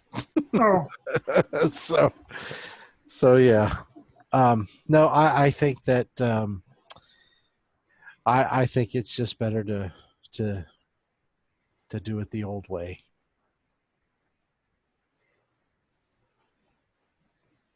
Or I should say the less the slightly less discreet method. I look at Tan and I go, the non-coward method, as you would exactly. say. I mean, So, the face-to-face method. We would. The only thing I can think of is right now is Vale. If Vale gets her job there, she will be on the inside, legitimately, of course. You and I are able to sneak in. Maybe we should leave Pen and Red somewhere in the alleys, the streets close to the front gate, and if an alarm goes up, then they can do what they need to be and catch the guards off surprise at the gate. Maybe you speak, Zol. That's the only thing the Raven is telling me right now. so what I would suggest we do is We wait. We kill him, hopefully as quietly as humanly possible. We go out the window, or whoever's going to go up there with me, we go out the window and we race across the street. But we go out there early and perhaps set up some large wicker baskets in a specific spot so that if we need to, if we are being given chase, we can round a corner and hop inside the baskets. Yeah, that is a smart idea also. And Indiana Jones that shit. So but I see no other. This man doesn't seem to leave unless there's some large spectacle involved, in which case it's throngs of people and lots of guards. So the only way to get a man like this is to get him in his sleep. And so that's all right. Witchy woman, should you go and see if you can get hired? Witchy woman. I mean, yeah. When we Valkyria would like to go and talk to him. Like, I guess the guards are back and everything by the time she would go to talk to him, right? Yeah. So so she'd probably go up to the guards and with her nice fitting attire and everything, and very nice perfume. She spent a good bit on. She would inform them that she would like to speak to their boss about possible business arrangements. So you go up to those two guards that the guard post, I should say, that you went up to before, and you see two guards there. They're not the same guards as before. They look completely different. So you engage them in conversation. They say, okay, hold on. And they call back, just like before, there was another set of guards that came when they called, same thing. And they tell the guards to get Aramis, who then... And I'm like all cleaned up now and stuff. I don't know if that could count as any kind of disguise or anything. But, I was like wild and painted whenever I first person. So maybe at least won't instantly throw me off the property. He comes up, he looks, and he sees you, and he says, "Let her in." He's like far away. He basically sticks his head out and kind of just looks from a distance. And then you're led into that, that first area, which is kind of like a walled section, kind of like a walkway that goes around. So it's like the place is double walled. And then you're led into the second part of it, where there's, to one side, there's like some wagons and stuff. To the other side is like some gardens, and you can see people out there enjoying the gardens and the various, pleasures that could be had there. And then you go a little deeper in, and then to the left, there's the main building, which he lets the guard that's with you opens the door and lets you in, and you see him. He's this Aramis guy. He's sitting at like the first table. So when you come in, he says, "Sit down." She'll curtsy, sort of like politely, and also probably bowing a bit more so that her breasts will, kind of be shown more, And she's going to kind of sit down at first. She's not going to really say much until she sees if this guy recognizes her or not. She'll say, basically like, "Greetings. I have traveled across the deserts for many days now. And I've come here to what I've heard is a establishment of great prestige, hoping that I could find employment under your roof." He kind of looks you up and down, and he says, well, that's the first time I've heard that. Most people come for this kind of work out of desperation. If you're seeking it out, there must be a reason. Well, I used to do this work for another, but he has disappeared since venturing forth into these walls. I seek protection from from those who would seek to do me harm, and food to fill my belly is all. I see. An escaped slave. Oh no, I am as free as you are, sir.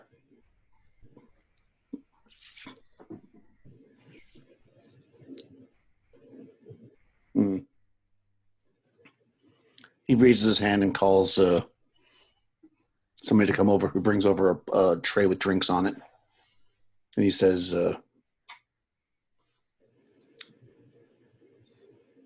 what is it that you want? Protection, you say? Yes, of course. Isn't that what everyone seeks? Shelter and food, a little bit of spending money.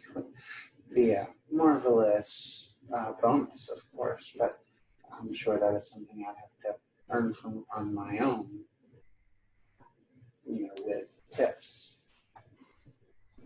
from generous customers. He kind of scratches his face like this and says, You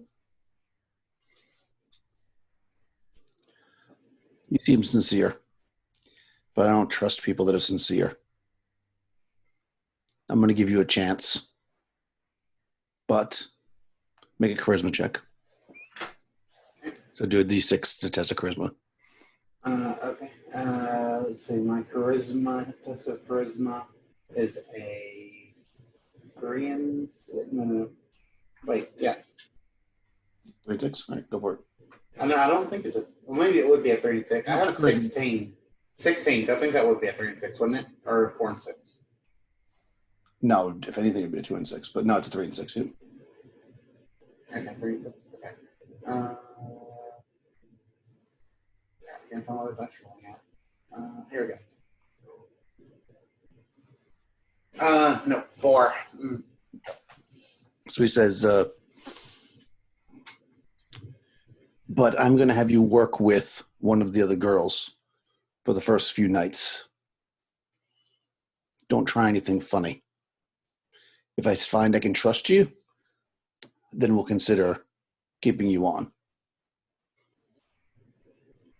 I appreciate your hospitality. And he kind of like snaps his fingers, and an older woman comes over, and she introduced herself as Peggy. She's not from around these parts. Peggy, I know someone of a similar name. We have much fun together. We shall be best friends, you and I. She looks at you and she says, I get half what you get for teaching me. Sounds like a deal, best friend. Okay, so this woman, she kind of starts showing you the ropes. There's basically, in this space, you've got, I need to find the map. So you've got the tavern itself that you're in, like the inn area, the tavern area. There's like a bar, and there's some tables. Right now, it's starting to fill up because it's getting close to the end of the day. People sitting down drinking. There's plenty of girls kind of flirting and blah, blah with the different guys. Off to one side, there's 5 like private areas that are like these 10-foot square rooms with a curtain. And then if, she shows you one that's empty, you open it up and there's like some couches in there.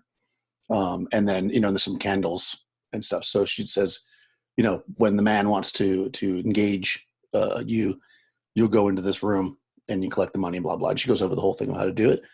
And that's kind of where the action happens. And then she says, when the place closes for the night, we sleep in here. So make sure you clean up when you're done. And yeah, off to work you go. You've been successfully hired. It's that easy. Who knew? Meanwhile, back at the Saturn's Lock. Can we take a bio break, Daniel, anytime? Yeah, it's probably a good idea. Let's in All fact do that. Yep, let's take a 5-10 minute break. We'll come right back.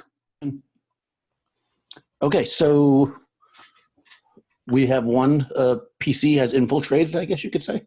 Yes. You're working the scene there, Valkyria. And what's the rest of the party doing? So I'm probably going to look for, if I remember the map correctly, the building is actually in the, if you look at the map, it would be in the northwest corner of the walled-in section. So along the north side and along the west side, it looks like there's very little room between the building and the wall, or no room at all. Just like a little bit between. Yeah. Yeah, so let me look at the actual map. Actually on the back side of it. Yes, that is 100% true. So basically, if you look at this, this is a double-walled building, basically, right? So you've got your main wall. Let me get my little pen here. Drawing. So you got your main wall here, right? This is a wall. This is like, I think 20 feet tall. Mm-hmm. Okay. And then once you get over that wall, you've got like a walking space here that's pretty wide. It's like maybe 20 feet wide. And then you've got basically this part, which is a walled-in section. But indeed, yes, the building is right up against it here, and this building is right up against it here. So here's the Zulia plan Okay, that she would sort of discuss. She would be like, okay, so Valkyria is inside. We're just going to kind of have to trust her that she's going to help facilitate whatever's going on. Zulia is going to look at 10 and everybody else and say, my plan is to go back behind the building, which on the map would be on the right-hand side, up into where the, like somebody. You can annotate on there if you want. Oh, can I? Yeah. Am I able to do that? Where do I? You somewhere on your screen, there should be a thing that says annotate. I don't know where it is. Click up top and it says view options, I think, Yeah. Rush. Aha. All right. Draw. All right. Ooh. So I'm going to try and like hide out, like say here. Right? I see nothing. Oh, the blue thing? Yeah. Maybe I should choose a different color. No, that's perfect. I see it. Okay. And so then I'm going to say, so when it comes to be about bedtime, am I able to, since unfortunately I had to let the dog out, can I retcon a little bit to give Valkyria an instruction? Sure. Okay. So basically, you are, I'm just going to tell her to find some way to signal out to me, like through an open window or something, when the master goes to bed.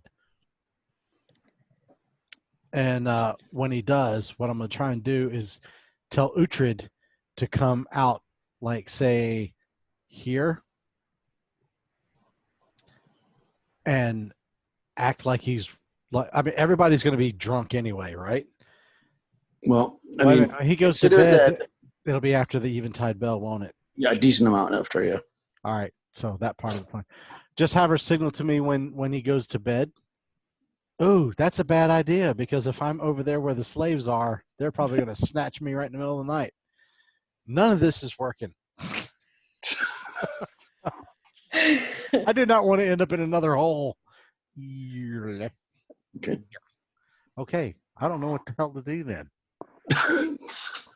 So my plan was to get signaled and then just like go climb over that wall and then climb up into the building from the west or the eastern side, where it's even more of a narrower walk space and most likely not going to be seen. and then go in there and Yeah, just. it's more or less the same width the whole way. It just looks that way because the way they drew them out. Okay. But yeah, I mean, that side is certainly less revealing. I'll also say that you would know if you were to scout this out a little bit. I mean, you're out there now scouting, so there's nothing else you can really do at this point. You already sent her in there. I mean, she's having a good time. Yeah. The second floor, which, well, they call it the first floor if you're, depending on where you are in the world. Ground floor, first floor. The second floor, or first floor, depending on how you want to think about it. Would you see that? I guess not. It's 20-foot tall walls, so you probably can't see that. Well, you saw it when you were there before. That, yeah, the second floor, so the first floor off the ground, has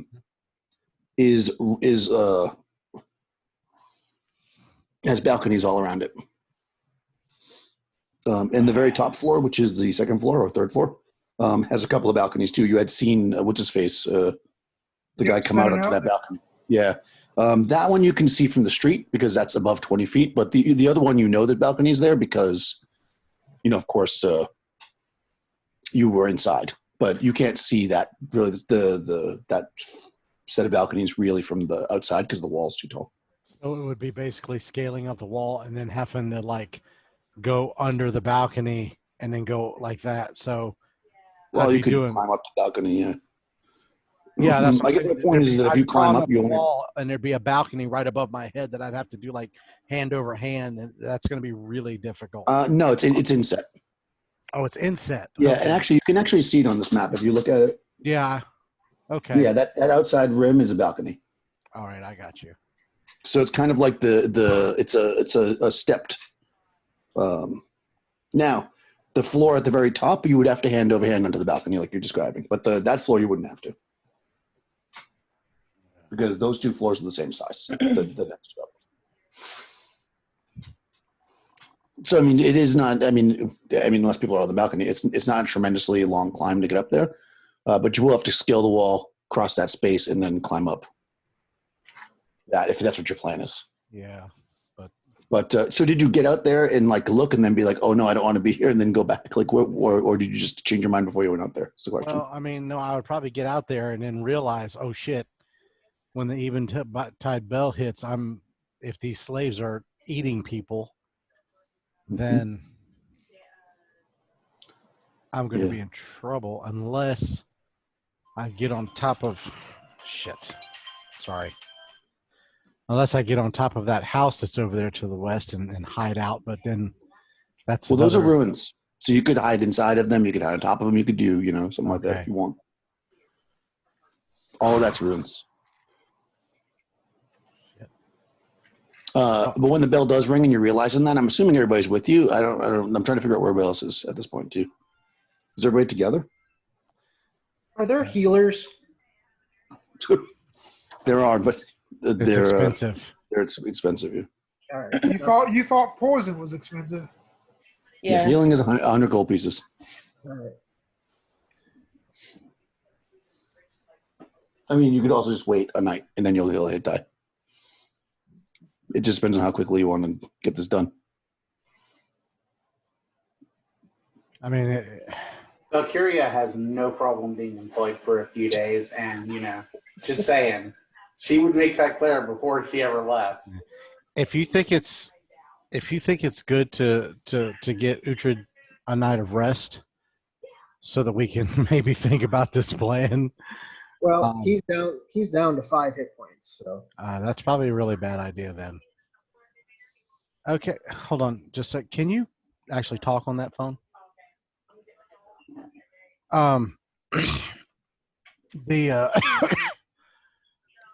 Yeah. Then in that case, Zulia would suggest that we actually go back and let Valkyria get because if something happens on the very first night she's employed there, that could also they might be the first person that they stare at is her. So maybe we should let her get in there for a couple days or a day or two. So I think maybe we should go back and let Uhtred get some rest and some healing. Yeah, she will really get in there. As well. he's going to have a reputation. Okay. All right. So you're gonna rest.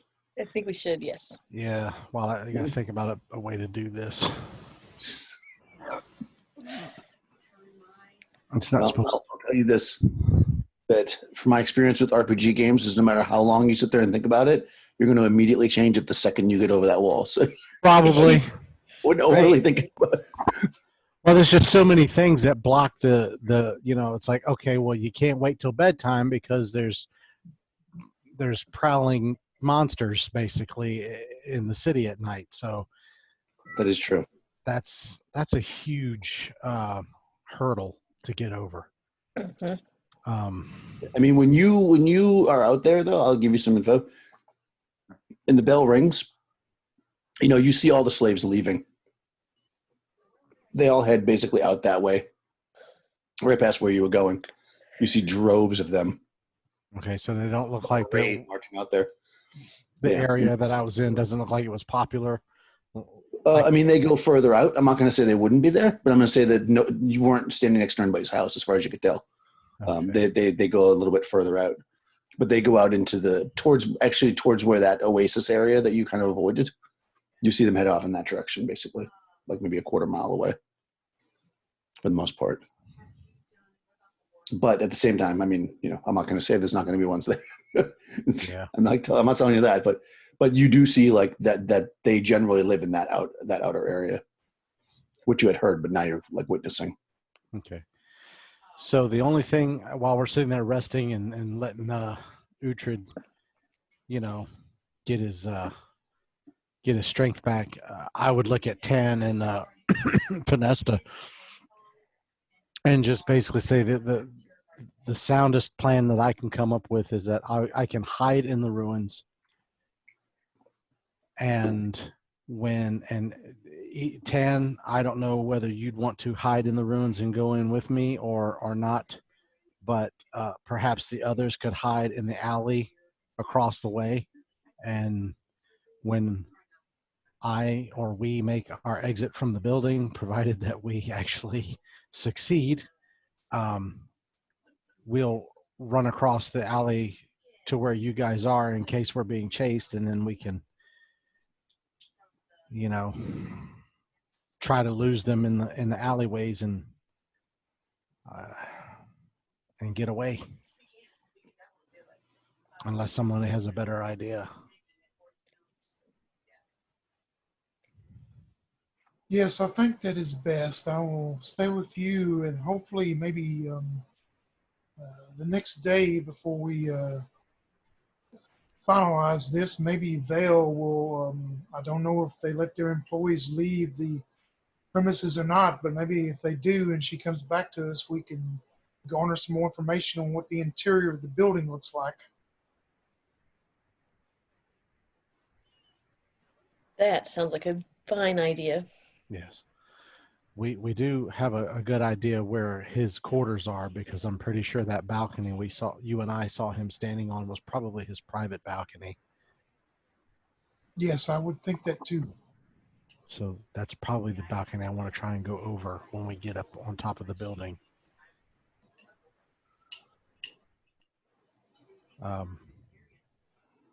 So Let me just make sure our goal is to kill Aramis and then just leave. We don't want to. I mean, we can't get our money without evidence that Dominus is either dead or. I just don't know. I don't know what if our goal really is just to kill the guy and leave. Just making sure. Yeah. We probably can't get. We're probably not going to be able to provide any proof of Dominus's death. Okay. But if we succeed in doing this, then what Dominus was going to pay us would have been chump change. That's right. Yep. Okay. So there's that. So I think the primary objective is to, we got to kill that guy, but we got to bring proof to somehow. Surely he's going to have a signet ring or something. So. Yeah, I wouldn't recommend just taking his head and running around Zimbabwe with yeah. the guy. Of course not. We would just cut off a finger. Yeah. I mean, if we can find evidence of dominance, that would be fine. And then I just kind of cut my eyes at 10 and then say, we may want to question him if we think we can do so without attracting the guards, but I'm not sure. I have a feeling this one will squeal like a pig as soon as he knows the light is about to be squashed from his life. It's also hard to scream with a belt around your neck.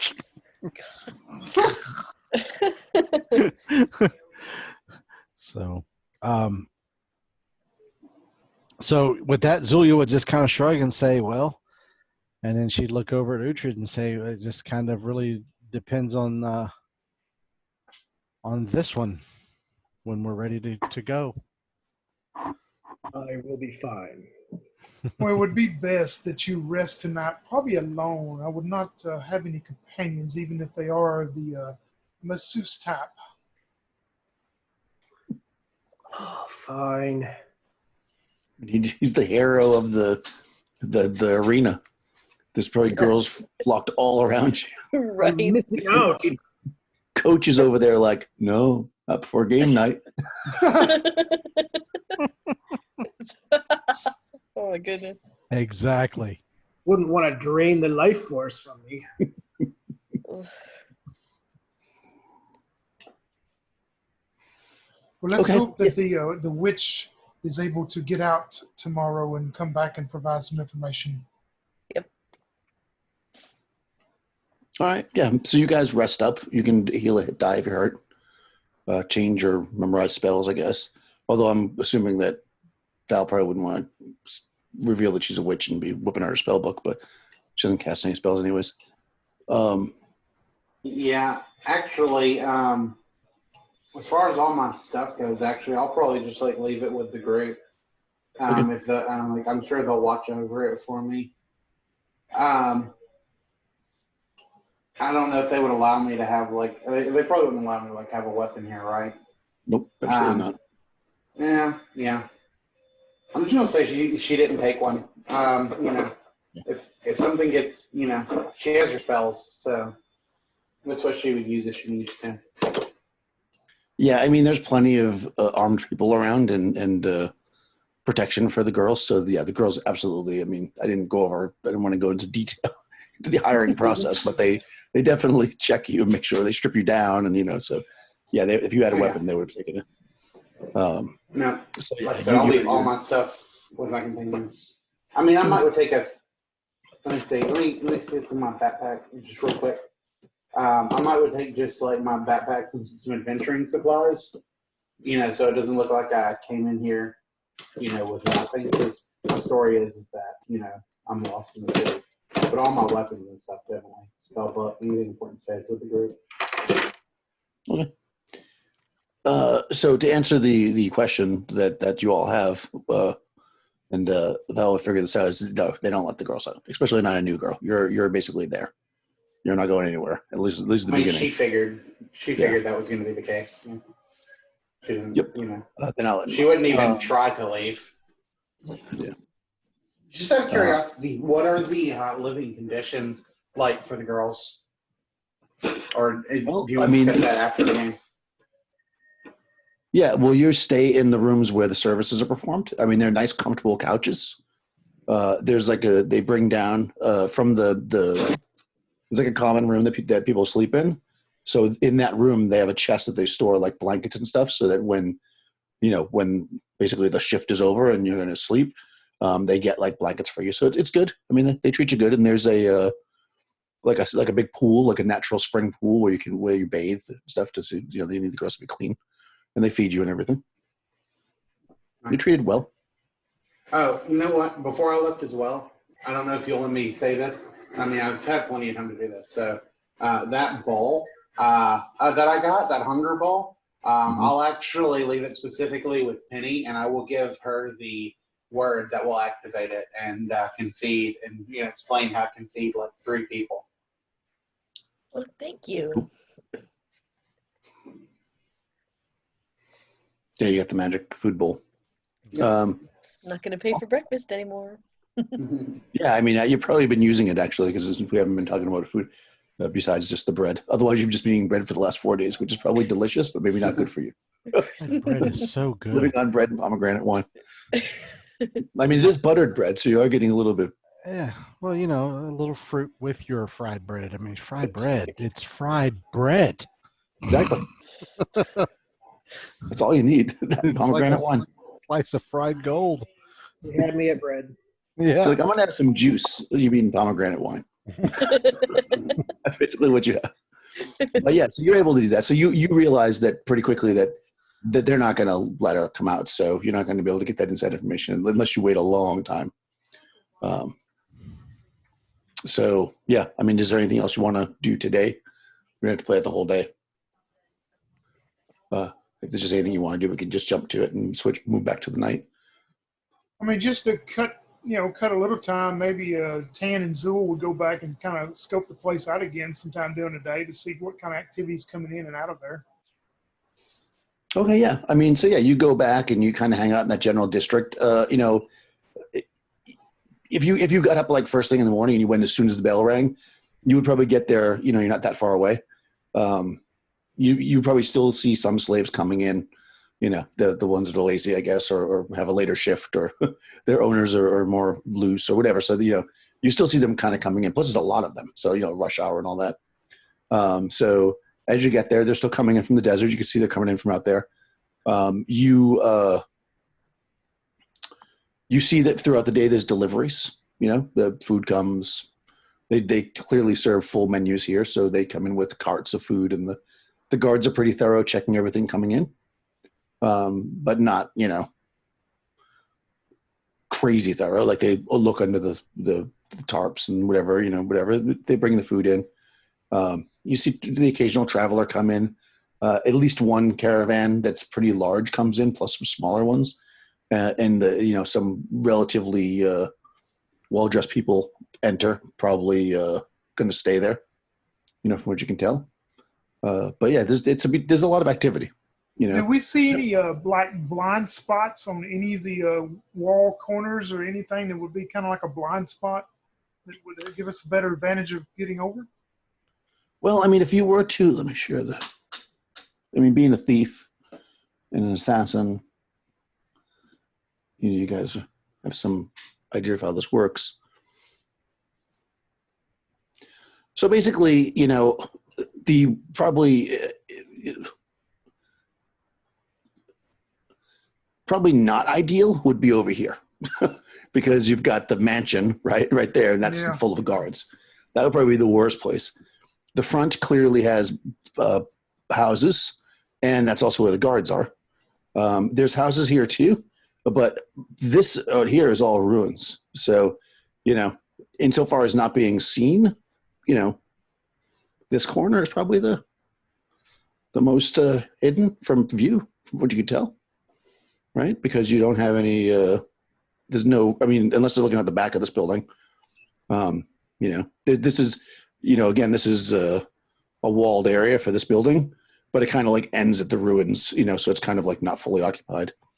It's more like this was at one point like a battle area. So like these buildings aren't the nicest right here, but there's still houses. So I mean, as far as a blind spot, that's probably your best bet would be over here. Yeah, that's what Tan would suggest to Zool, that we go over that wall. Okay, like over here. Yep, somewhere Yeah, in I'd that probably area try there. and go right at the corner.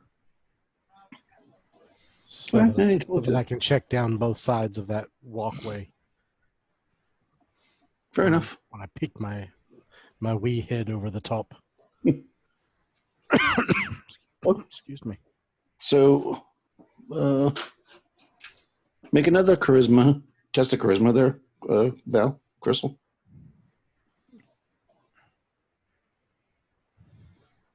Okay, sorry, I'm okay. 6. Ooh, 5. Okay.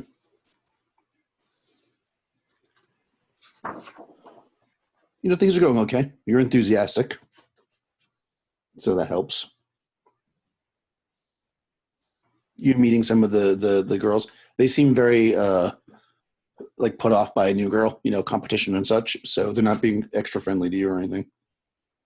Let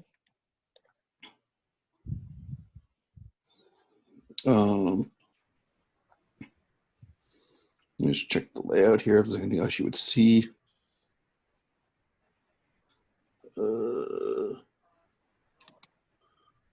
No, not particularly. Okay, that feels pretty much what you would know. Okay, so you're just gonna kind of. You can heal, by the way, if you didn't. Did I already say that? We'll try. One hit die because you're sleeping. Yeah, I did. Okay. All right. So what's the plan? You're like an hour out from the bell. I was just gonna ask People- Julian Tan, do you want Uhtred and I like out here? Let me see. I got the skinny pen again. Hang on. In green. Let's try this. Like, There not you go. obviously in the street, but like right in here. Well, either there or maybe down close to the corner where you could see us run across and start the wall. You would know that we're going in for sure. Then maybe. I mean, So that here. would still be close enough for you to be to the front. I mean, pretty much, I would think. She could stand there on the corner playing music. I could be her guard. Not that close to the bell. Yeah, I mean, I think if I'm understanding, you're going to do it like after the bell, like after you think people are sleeping, right? So you're going to be doing it like midnight or something. Is that true, or am I wrong with that? That was my plan. Yep. It's pumpkin singing. Yeah, and as noted, Saturn's Luck closes their doors at midnight. So you could, well, you mean you can get out there as early as you want, but you can also just wait until later and then go out. You just won't be able to get back in. It kind of depends on how you want to do it. Well, if we're gonna do this, we should probably just do this. Okay. So you're going to be, We die. so Uhtred and Pinesta are going to hang out in this general alley area. Yep. If that's what Julian Tan would like us to do, this is kind of their play. So I will take their advice. Cool. And you guys are going to hide out back here somewhere, I guess, until the time and then creep over? Yep. Okay. Sounds good.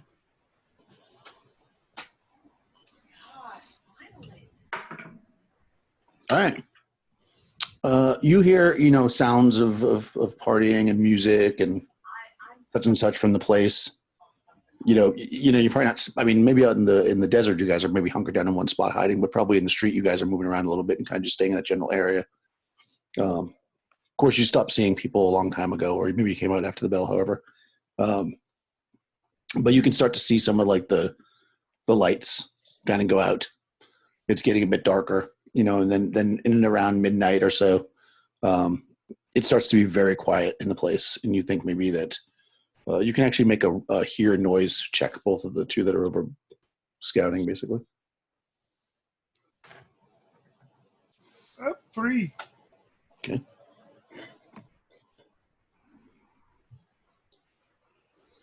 That's good. So yeah, so you're listening, and it sounds pretty quiet. I mean, you can hear because you're like listening clearly. There's definitely a guard patrol. You can hear them walking around, and you're probably like timing it, because you've got nothing else to do. And it seems to take maybe 10, 15 minutes to make the full loop around. And you can hear the guys talking kind of softly and kind of like shuffling their feet. Like they're definitely being pretty casual. I mean, they're inside of a wall. So, yeah. All right. So So you you're can saying, yeah. you're saying we hear them just on the other side? You said just on the other side of the wall? Yeah, well, they're making a patrol. They're going. I gotcha. Roop. I mean, you know that these guys are here all the time. And there's another set of guards that are making a patrol around the wall. Okay. And there's at least 2 because they're talking. So it takes them about 10 minutes or so to make the loop. Okay. So, and you said it's a 20-foot wall? Yep. So, in my expert opinion, if I was to climb the wall, if they were near the wall on the other side as I'm climbing quietly up the wall, would they hear me on the other side of a stone wall?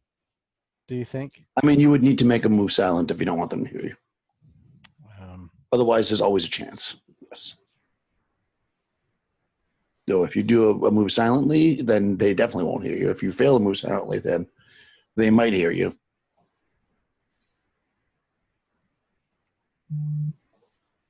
So it's not infallible, that's for sure. I mean, if they're near the wall, if you're climbing up over here, I'm gonna do this. I keep drawing too much stuff. This is why I can't be a weatherman. I mean, if you're planning to climb up right here, and you wait and you can hear them in this area, then yeah, there's a pretty good chance they can hear you. If you wait and they're up here, I mean, the chances of them hearing you are much less. Yeah. So my only problem is that I don't know if we can get over the wall and then up the next wall before they make it back around. Well, it's based on your move, basically. Well, my movement's 40. 40. Yeah. I could also climb to the top of the wall and just like hold on to the top of it like this until they go back around again. But I don't know if that was something that I would have to make a test of strength to try and do. No, if you're climbing the wall, you're fine. You found footholds. You can hang up on the top of the wall. Okay. Well, then that's what I would try and do then. I would wait till I hear them go by. Mm-hmm.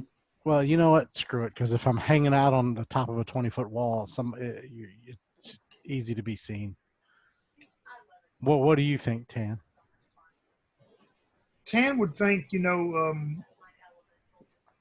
as we listen and know that they're right there in that area, that corner where we're going across, and we hear them talking, do the count deal to give them, a minute or two to continue on, and then we run and go across the wall. Okay, that's what we'll do then. Yeah, it'll take you. I mean, you can figure out how big the building is. You can look. You can kind of see it.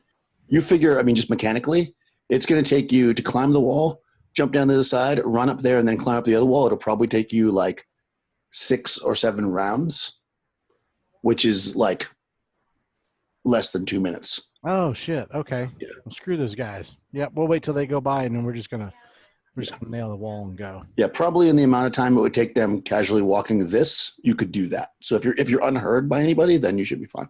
Okay. Clearly, if you make a lot of noise, then they might turn around and come back. I mean, since you're waiting all that time. Yep. So okay. So you want to do this what, at like midnight? Yeah. But I'm gonna stay hidden. We're gonna stay hidden in those ruins until the time comes. Okay. That is totally fine. Go ahead and let's do it. So yeah, you hear them, you wait like about 2 minutes and then you make the move and you run for the wall. So go ahead and make a climb. Are you trying to be quiet? Because if you are, then you got to move half your speed, but even then you'd still make it in plenty of time. Yep, I made it 6. Okay. You can go ahead and make a climb roll there, Rush. Sorry, I was muted. No, I rolled my D12. I need an 8, and I actually rolled the same thing Tan did. I rolled a 6. Okay, perfect. Yeah, so you guys quickly scale the wall and look down, and you can see probably just as you're coming down, you see, like 80 feet or so down or 80 feet, like 100 feet or 150 feet down the way, you see the guards turning that corner. So we look down that way and we see them turn the corner. Since we're at the corner, I want to look down the other way. Do we see anybody down there? You do not. What you're looking at is, because you haven't seen this area before, it's basically like you see like a relatively narrow, like maybe like 4 foot wide path of like soft sand that kind of runs through the center of this like alleyway, for lack of a better word. Inside here, there's lots of like kind of beautiful trees growing, smaller ones, of course, and flower beds. So it's kind of like a garden, basically, with the path going through it. Okay. And also, before I go over, I'm going to glance over to the balconies on the house. Since we're 20 foot up, do I see anybody standing out there that might see me as we go over? That's a good question.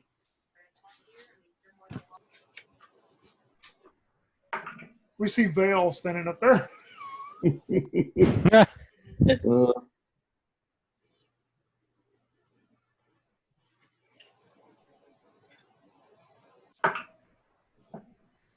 Uh, actually, yes, you did.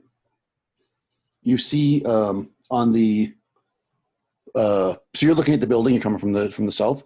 On the east side, which is basically the side that is flat against the wall to you, you actually see a couple being intimate on the balcony.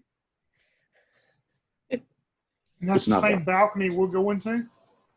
Well, I mean, it's one of the balconies. You could. What this means is that if you want to, let me show you. I'm just trying to explain. So basically, you're looking down this alleyway. What I think you were going to do is go straight down and climb right up. Now that's kind of out of the question, and because those people are there. You could climb over before that and land into the because you know this because you were in there before. There's like a little garden, and then circle around and climb up like the other side of the building. But you don't know what else you could. There's a chance you'll be seen by those other guards too if you do that. So, or you could follow behind the path of these guards, hoping they don't turn around and climb up on the north side of the building because this balcony is all the ways around. So you can climb any way you want. I think it's like we give them time to get to the corner, and then we vault over, and then you said does the soft sand like completely go along the whole path? Yep. Well, it's the center of it. Okay, so then we can move down the soft sand and not make any noise, basically, and then we'll just get to the other corner and peek our head around, and we'll just wait till they hit that corner, and when they turn, then we can just go up the wall. But Yeah, you can definitely do that on the north wall, basically. Yeah. So, Yeah, totally. I kind of passed that, and so then I'm gonna wait, and as soon as they're gone, I'm just gonna vault well, I'm not gonna vault over because it's a 20-foot drop, so I'm gonna climb over, scale down the wall until I'm about 9 feet off the ground. Then I'll go because it's soft sand and it shouldn't hurt. Yeah, that's fine. You can climb down the wall easily. So you guys jump down, and you make your way silently and quickly along the sandy path, aware that there's people on the balcony above you. You hear them giggling, drinking, being amorous. And you kind of, go past that and get to that corner and peek around the side. And you see the two guards. Yeah, they're just shooting the shit and walking. Like they don't even turn around to look back, so you don't even have to try to pull back and hide. They get to the corner and they make a left, and they proceed down. So you could then, if you're going to continue what you were saying. So what you see on this side, by the way, is as you're looking down, you can see the path continues, winding through these beautiful gardens. You see that immediately, like just about 20 feet in from the corner, there's a set of doors, like heavy wooden doors, a double door set. They're closed. And you see a little bit further in another door that seems to lead in, like a single large door also leading in. They're on the north side of the building going in. You can't climb up immediately at the corner if you're trying to avoid the amorous couple. You're going to have to move down a bit. Okay. So in other words, you're going to have to pass the double door. No, definitely. Right. You don't necessarily have to pass the other door, but it wouldn't be a bad idea because the balcony's 10 feet deep, blah, blah. Yeah, so you definitely have to pass the double doors to avoid being seen by the amorous couple. So I guess I would look over at Tan and then just kind of nod and start making our way down quietly. Okay. Like how far down you want to go? The building is just roughly 60 feet. So you got to go in at least 10 feet. That'll put you past the balcony. You said we have to pass the double doors. I don't want to go any further past the double door. So, because I guess what I'm saying is if you just go 5 feet past the double door, then you're climbing up right next to the doors. Or do you want to go further down so you're not climbing up next to a door, I guess is what I'm saying. Maybe 10, 15 feet. Past the door? Yeah. Okay, yeah, that's fine. You can do that. That actually puts you between the two doors. Okay. But with distance on either side, 15 feet or so. Okay, go for it. Make another climb check. Going up. I got a 4. Okay.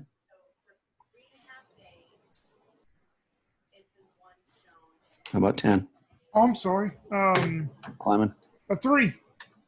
Nice. Okay, yeah. So you guys, like Spider-Man, scale the wall up over that balcony, jump over softly.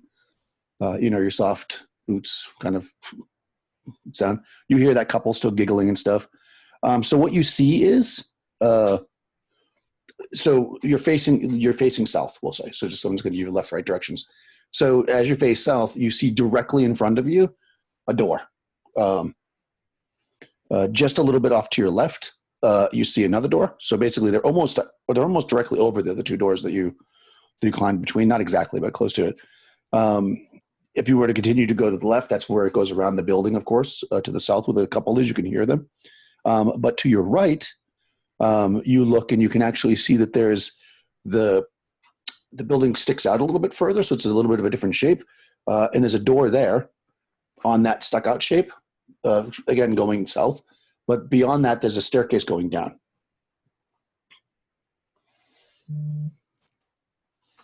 So if you imagine like a hallway, you're basically in the center of the hallway with 3 doors, all in the southern part of the hallway. And then to the far east, and there's the rest of the balcony to go around, or to the west would be the set of stairs going down. So we're up on top of the first level at this point. That's correct. So where was the balcony that was the private one that dude was standing outside in the robe with the glass of wine? So that would be it to the west. From here, you can't get there. You realize because couple scrumpers. And also because the balcony doesn't go around this on this floor. The balcony doesn't go around right here. It goes. There's a set of stairs there. Okay. It's like the only part of the building doesn't have a balcony, which is like so weird, but that's just how it worked out. Okay. Yeah. I'm trying to visualize it here. I guess I want to go the quickest way to get me where I can start climbing up next to that balcony, but still be out of the sight of the guards. Or is that a possibility? Well, I mean, if I'm climbing up to that balcony, the guards in the front, all they have to do is turn around. They're going to see me, aren't they? that's correct, and that's exactly the balcony you're talking about. Okay. The balcony you're talking about could be seen by the guards in the front. I'm going to draw this because I think it's easier to explain. I would show you, but there's like interior stuff. Yeah. All right, so I'm just going to do it like this. Sorry, give me 1 second. It's not going to be exact. Just to get an idea. So I turn the tan, and I say, well, it doesn't look like we're going to be able to get to that balcony. We're going to have to go inside the God's damn building. Well, let's hope that most everyone is asleep. I give a heavy sigh and just kind of, I wanted to just go straight into his sleeping quarters and do the deed and go. There's no telling what's going on inside that place. Okay. So in Zanzibar, I wish I had a way to get in contact with Vilcaria, but All right, so this is my amazing art. Okay, run. can you make yourself bigger? Well, I don't want to take it out of the light. Can you see that? Okay, so you are right between these 2 doors. Okay. Hey, I hate to interrupt, but Rush, you can click on your deal, pin video. If you do that, it brings up just Daniel where we can see it better. Yeah. What do you mean? You see all of us, Rush? No, I wanted to blow your video up so I could see the picture better, and now I can see it fine. Yeah. So anyways, you guys are here in between the 2 doors. Mm-hmm. So there's a door here, a door here. The amorous couple is right there. Can you see him? Oh, okay. Yep. So this is all balcony that we're looking at, right? Right. Then there's a door here that's like slightly in a protruded part, right there. Mm-hmm. And then beyond that is stairs. So basically the balcony ends like right before that door. And then it's like interior, basically. The balcony that you saw is like over here somewhere, the upper floor one. But of course, those guards are at the front gate, which is like over here. Right. So yeah, I mean, at this moment, it would be tricky to get to climb on that balcony directly. I mean, there is a balcony on the back of the building on this side, but it's right over the amorous couple. So what if? Whoops. They're really screwing you. That was a total like random roll too, by the way. Yeah. So what if we climb up right where we're at. We just go straight up onto the roof and then do that. sneak across the roof and try to drop down on the balcony and immediately go inside. I look at Tan and ask him, does he think that would be sound? Oh, we can try it as long as the guards at the front gate aren't too watching things. Maybe they'll be distracted, I hope. Well, typically they'll be looking at the street and not at the roofs. But I don't plan to tarry either. I plan to basically just drop right down on the balcony and hope by the blessings of Rel and by the blessings of your Raven God that he is already asleep and that we can simply just make our way inside. Yes. Otherwise, we're scared. Yeah. I'm like, well, that's our two options are to go across the roof or make our way around inside and try to make our way up there from inside the building. Yeah, I mean, Tan would probably agree with you to let's try the roof deal to be as silent and as less contact with anyone we can. Okay. So my only problem with that is, oddly enough, for an assassin, I don't get all of the thief abilities. Right. Never mind. Forget I said a word. I found it. You get most of them. I don't think you get pickpockets. No, and stuff like that. But for some reason, when I looked before, I didn't see move silently. But now I find it cleverly hidden in plain sight. So, right, like you hope to be. Mm-hmm. Because remember, it is bright. It's like the middle of the day brightness. Even at midnight. Yeah, it's 24 hours of bright. No, it gets a little bit dark. No, it gets darker. Yeah, but it's still bright though. I mean, it's effectively sunlight, full sunlight. All right. Cool. Yeah. So I try to climb up. I say, okay, well, here goes nothing, and I start trying to climb up to the roof. Nice, go for it. So I rolled. I actually got a 7. Okay. Oh man, I rolled 8, so I need 8 out of 12. Ooh, right on the money. Yeah. So this was harder. I mean, this is this top part of the building is a bit smoother, and there wasn't much handholds, but you're kind of maybe rushing a little bit. So yeah, you get up there. It's like a slate tiled roof. So what's your silent, Zula? My move silent is a, and I just looked at it, is a 5 out of 12. Yep, I'm the same, 5 out of 12. Yeah, my thief abilities actually didn't change at all at second level, so they're all just the exact same. So it's 5 out of 12 for both of you. Okay. Yeah. Question, Daniel. Yep. Would Uhtred and Penesta maybe see these two up on the roof now? Yeah. I mean, when they pop up on the roof, you may see them, especially if they come to that side. It's like it's a flat roof, so you probably see them. Yeah. So I want to say that Uhtred seeing them up on the roof is just going to be a little more apprehensive and maybe be prepared to make a distraction if necessary. Okay, good. All right, so move silent. Okay. Yeah, so you guys move across the roof. So you know that when you're up here and you looked at the building before, there's 2 balconies. There's the one that you saw him out there having a drink on, which is kind of a large one towards the front of the building or the west side. There's also a smaller balcony on the east side, which is kind of right above the amorous couple, but it's a smaller balcony. So which one did you want to move to, I guess, is the question. We're going straight to his balcony, right? I thought that was the idea. We're shortest distance between 2 points. Yeah, there's just giving you all the information you have. So there's 2 balconies up here. Okay. Yeah, no, I got you. Yeah, so you move across, and you're right. You're above this. It's basically covered, so you got to crawl up to the edge of it, and you kind of look down, and you can see it's a large balcony. It's 15-foot by 60-foot balcony with 2 huge, beautifully ornate doors leading back into whatever the room is back there. They are closed currently.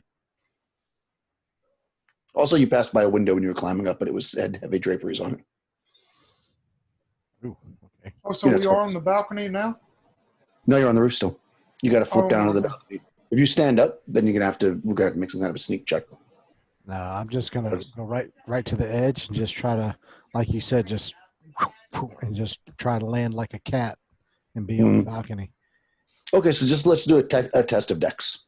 All right. Yeah.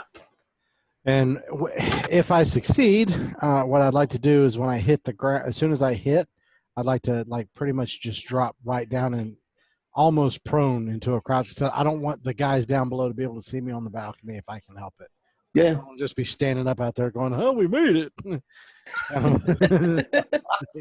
Yeah, I rolled a 2. I got a 5 chance, so I made it. Oh wow, Damn. nice.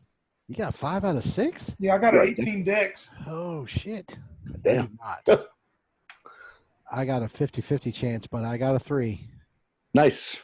Yeah, you guys both very dexterously, like cats, flip down and get low. You know we're going to screw this up at the end, Tony. Nobody Someplace, seems to somewhere. have noticed. Nobody seems to have noticed, and yeah, there's 2 large doors, very ornate, both of them closed. They're double doors, 2 sets of double doors. Are there any windows? Not here, no. No You windows. climbed, like I said, you climbed past one, but it had heavy draperies on it. Right. So, okay. So literally the only way from the balcony into the room is there's no windows on the doors, no nothing. Nope. Okay.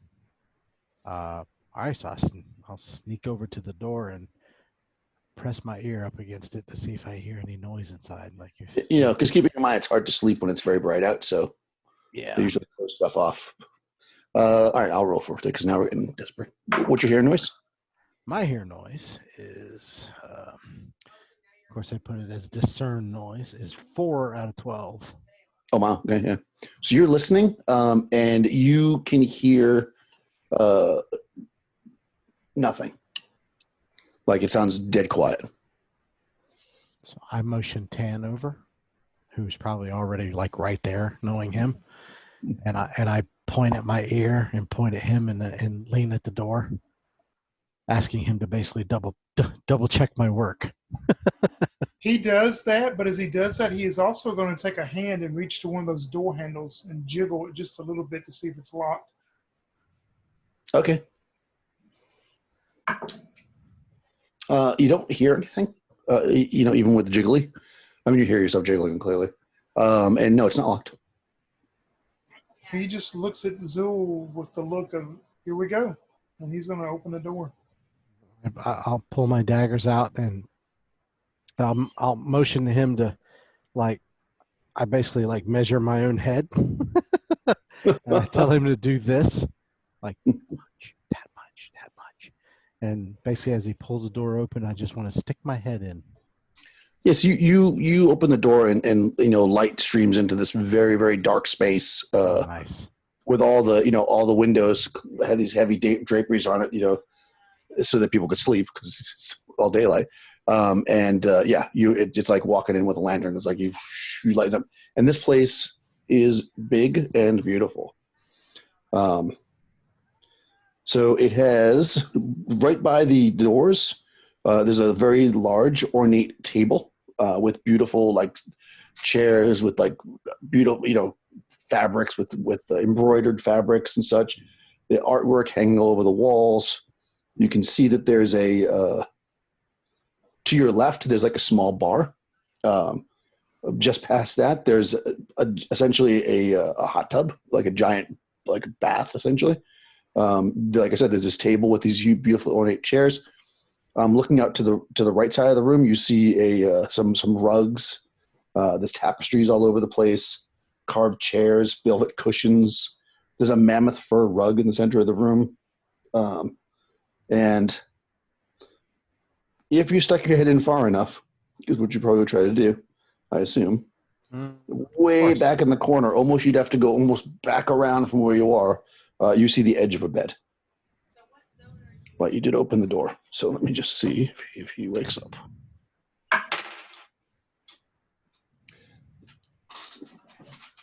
Okay, yeah, so that's what you see. Do we see a exit door going probably into the main hallway?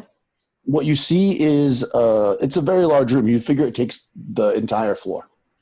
Across from you, but slightly to the right, is another huge, big set of double doors, which you could imagine goes onto that other small balcony. And when you look kind of to your left near the bar, there's a door, like a door And that you might think. I would probably discern that door probably leads out into the main part of the building. Yeah, it's likely a staircase because you had seen stairs before, in that same area essentially, but below. But just us stairs going down. But So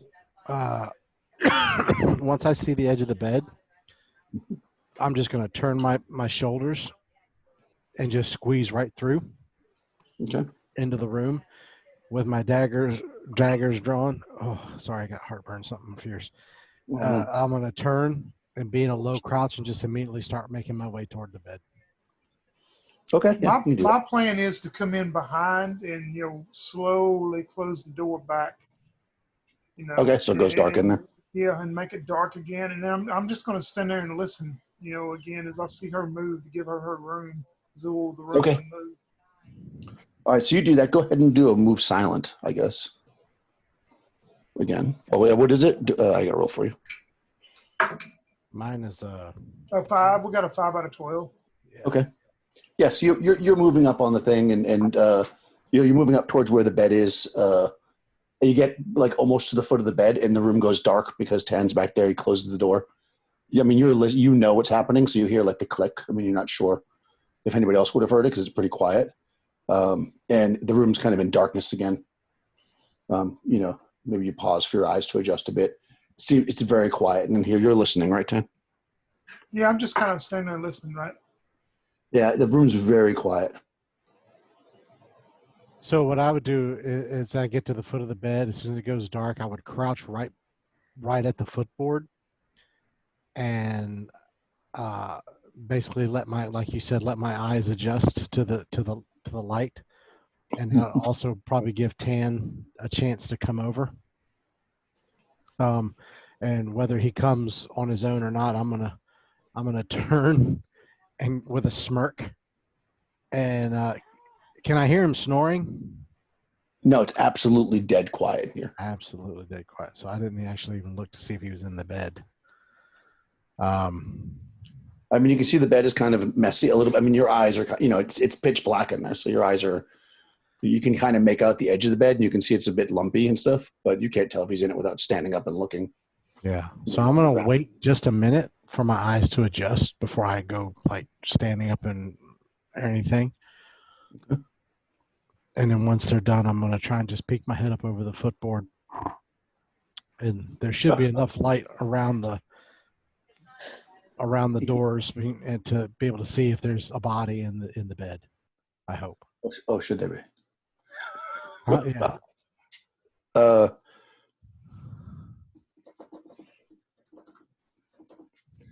Okay, I'm writing you a note to see what you see, just for the intrigue.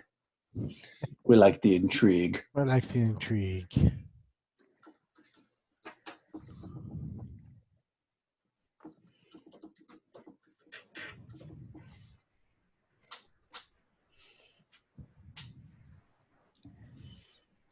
Oh, I'll tell you what kind. Hold on. Yeah, thanks. I mean, it doesn't really matter. I mean, it matters, but it doesn't matter. Then it's still a D20.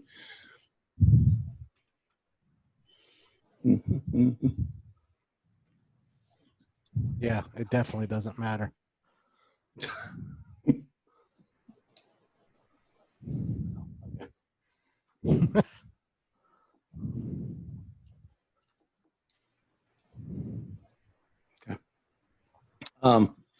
Okay, yeah. So Tan, you're listening, right?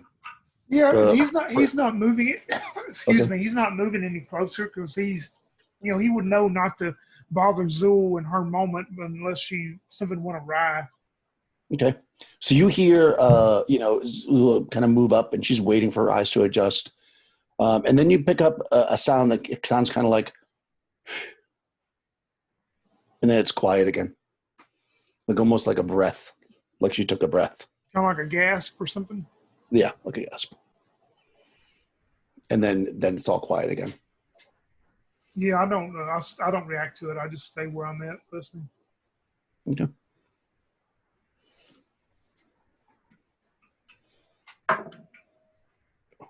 Okay, so you're waiting. You actually you're waiting and listening, and you hear the slightest, softest sound of feet moving across the room. They seem to be moving out towards where that bath area is. I mean, you can't see the bath now, but you remember it from when you opened the door, which is kind of like to your left, almost a diagonal away from the bed. Actually, I can show you this map. I hear that, you say? Yep, you hear it. You hear very, very soft footsteps. Like most people would never hear it, but you hear it because you're listening and you're a thief. Yeah. It's coming Hold on one my second. way. I'm going to show you the room so it's easier to see. Kind of your way, but kind of off at an angle. Not back towards you. No, I'll show you. I got the map. We'll do it this way. It's easier. Now I can show you the room. Although it's dark, so you have to imagine that you're only going off memory of what you had seen.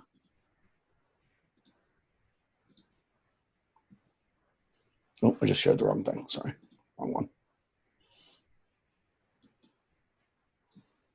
That's it right there. Luckily, we didn't see anything. Yeah, exactly. Well, it wasn't. It was just the other thing. Always takes a second for it to kick in. It says I'm sharing a screen, but I don't see it. Yeah, it Do you see showed it? up on mine. Yeah, we can Okay, see good. it. All right, so you can see my mouse? Yep. So you're basically here. The bed and Zula is here. You hear the sound kind of going this way. I'm Where's going to try to hide, and holding my dagger. I'm going to try to hide there and to be as silent as I can, not knowing who it is, of course, and not being able to see who it is. Okay.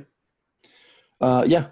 So you do that. You wait you wait a bit, and you hear the footsteps kind of going around that side, and then you hear a bell ringing, da-ding, da-ding, da-ding, da-ding, and this window over here rather, is pulled open, and the room floods with light, probably like temporarily, like what is that? And you see a man standing there with a dagger in his hand, and it is Aramis, and he says to you, well, hold on, I got to see if he can see you because you hid. Well, actually, somehow you hid really well. He says he's looking in your general direction, but you have a sense that he's not looking right at you, so he probably can't see you. And he says, the guards will be here in about 30 seconds. Reveal yourself now, and we'll kill you quickly. And maybe when you look to the side, you see Zulia laying dead dead. She's laying on the ground, flat on the ground. I want to say dead. That's not a good thing to say. How far is it from me to him across the room? Let's see. Each square is 5 feet. So 1, 2, 3, 4, 5, 6, 7, 35 feet.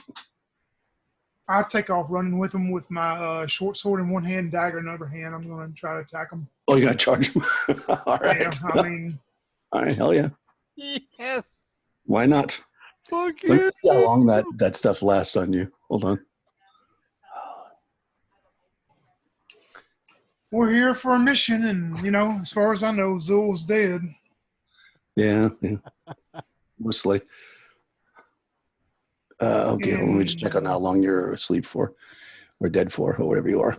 Yeah, let me find that other character sheet. So I'm using, also on Advanced Combat, Daniel, I'm going to be using the offhand weapon parry, which will improve my AC by 1.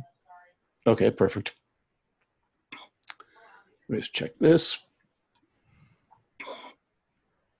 Okay, so I'm just going to see how long you're. Actually, you're asleep for a long time. You're basically out of this combat. Not 2D turns. So yeah, that's your definitely. night. Yeah, you see a tube laying on the ground next to you. He blew sleeping smoke in your face. He's a little bit better of an assassin than you are, apparently, but maybe not a better fighter. All right, so you charge him. So let's roll initiative. Ooh, 6. Nice. He got a 5. I don't know. He might get. I don't know if he gets a bonus or not. Wait, do I get Dex bonus too, or not? Yeah, I think Or do I don't you? know. Let's say I no. don't Let's just keep remember. it easy because All you right, also that's get some. 6. Yeah. All right. So you got a 5. I'm just trying to. I think you would go first anyways because you have a bigger weapon than he does. So you charge at him. I mean, technically you Yeah, I can't got a quite quit. short sword, weapon class 1. If that makes any Yeah. difference. And he's got a dagger, which is 0. So it's So you charge at him, and because you have to go more than your combat moved. Hold on, I'm trying to think how this works. You go double speed, but he's 35 feet away, and your speed is what, 40? Yep, same as. Okay, so you can get to him in the first phase. So you get on him. Yeah. So go ahead and make an attack. Cool. Armor class. Let me look. 5 for 1 point of damage. Oof. Man, his AC is 4. But is that because he has? Why is his AC 4? Okay, I see. Oh, he must have Dex, and that's why. Okay. Anyways, yeah. So yeah, you swing at him. He definitely barely steps out of the way. He's got, like I said, a dagger in his hand. All right, he's gonna my AC is 3 right now. I'm doing that parry. 3? Nice. All right. He's going to try to stick you. I don't think that's going to hit you, but let me just check to make sure. Does it have his fighting ability? Yep. Okay. So your AC is 3. So he's going to need a 14. And his bonus to hit is +2. So he does not hit you. So he needs 12, basically. Yeah, he swings at you and misses. Next round. What's your plan? Oh, let me see how long the guards come. I'm still going to attack him. Okay. I rolled a 3. Okay. 4 for him. Oh, he's going to go first. And the guards are coming in this many rounds. Let me keep a tracker. Okay, so he you guys are both just barely missing each other. He swings at you again with the dagger. Ooh, that time he rolled an 18 +2, so 20. The dagger is 24. Ooh, 4 +2, 6 points of damage. All right, I'm still up barely. Oof, okay. The guards at the front, did they run inside? The guards at the front did not, but you probably hear this bell. They seem alerted, and then they're kind of like, they seem distracted by it, but they don't run inside, no. What do you think, Panesta? Should we head in? Head in and cut through the guards? Sure. Why not? Why not? I was just going to say, why not? I miss Daniel. I hit armor class 5 again, so I miss. Okay, perfect. Okay, so right, that is a good cutaway. So we cut away it down in the brothel. The Peggy or whatever tells you, she goes to your area where you're sleeping. Need your Yeah, you're let me working. do that. You gave me. I pushed Yeah, something. let me change Yeah, that. Dolly. She comes up to you and she says, "Oh, it sounds like there's some trouble. We have to stay in here. That's what we do. Stay in here." So she basically, she sits at you in the room and she pulls the curtain closed. She says, "Don't worry. Sometimes bandits come, but there's plenty of strong guards here, so it won't be a problem." Okay. Okay, so let's do this now. You can keep rolling initiative, Tony, but we'll rotate through the whole party as we go. Oh my god, a 1. Oh no. Okay. Oh, goodness. Oof, you got a 4. Okay. So he's gonna try to stab you with the dagger. Oh, he rolled a 1 though. He was very confident. And he just completely misses you. But okay, you should go first, and then I'll deal with that side. Jeez. I rolled an 8, so I miss. All right, yeah. He says, "I'm telling you, give up now. I don't want to have to kill you here. You've already got blood on my beautiful rugs." So down at the street. I spit more blood onto it. Damn. I told you the dice were going to fail us eventually. Oh my Oh, god, they have. dice. Both of us. It's like, we're Oh, climbing they did. walls. We're like total ninjas. And then we get inside the room. It's like, fuck. No, they did. I gave you a 4 and 6 chance of surprising him, and then I rolled a 6, so he woke up when you opened the door. And then he's actually got to hide in shadow, and he rolled a 1 on the die, so he totally hid under the bed. Jesus. Yeah. What's funny though is because you were on the ground, like because he was right there under the bed, so he's like, "Well, you know what?" Because he was going to wait to see what happened, but since you were right there next to him, he was like, "All right." I was just feeding him. Oh, this is what makes it fun. No. Yeah, exactly. Yep. Okay, so at the bottom, you guys are charging the gate. I mean, it's closed, so keep that in mind. Oh, the But gate's he's a closed. Viking, so he doesn't care. No, I gotcha. So what's the plan? You're going to run at the gate, Trid and Yeah, But I us- mean, we'd want to help our friends. I think we would. Do we Okay. want to try climbing over the southern wall? I could try and hike you up. yeah, you could definitely climb over the wall. Yeah, if we hear that, let's try to get in the other way instead of charge the gate. Okay, so you Alright. want to go over where they went in? I believe it was the south wall. Yeah, but over where your companions went in, out of the way, Right. right? Yep. Yeah, totally. Yeah, you can do that. I mean, between two people, you're able to get over a wall. It'll take you a couple rounds, probably. We'll say just to figure to get up, watch, and then jump over. Because a barbarian has a climb skill too, so you shouldn't have any problem. Yeah. Okay, cool. Yeah, you can definitely do that. So we'll say you spend that round getting over there and getting to the wall. Okay. Did you want to do anything besides hang out with the rest of the working girls there, Val? If any of them seem like worried or anything, she's gonna try to kind of go to them and kind of put her arms around them and be like, hey, it's gonna be okay. There are several strong guards, and just try to be, try to console them, be a Okay. part of them. All right, that's legit. I like that. Okay, so that's the end of that round. Okay. Back up to the top, Tony. Roll a 2. Oh no! Oh, they also got a 2 though. So we roll again. Oh, no, 3. then it goes by dex. And you have an Okay, 18 my dex. dex is 18. Yeah, I don't think he has an 18 dex. It doesn't say. I don't think. Oh no. Yeah. Why doesn't it list his? Oh, he dex 15. There we go. Yeah. So you have better dex. So you go first. He's very cocky right now. A natural 1 on the die. Oh. I give up. That's it. Oh no. Oh, all right. It's all that if it's going to be my time talk, Tony. Well, it is. It's my time. Because you see blood pouring out of me quite profusely right now. Okay, so at the wall, Pinesta, you're over with the push. Just make a test of dex, Okay, we'll say. so that's a 4 and 6. Yep, go for it.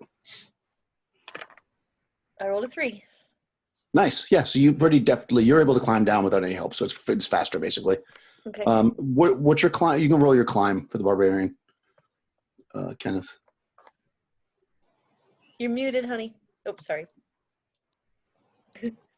Says it's the same as a thief at my level. Okay. What was the thief climb? 8? I believe 8, wasn't it? 8 Yeah. out of 12? So, Yep, so roll a d12.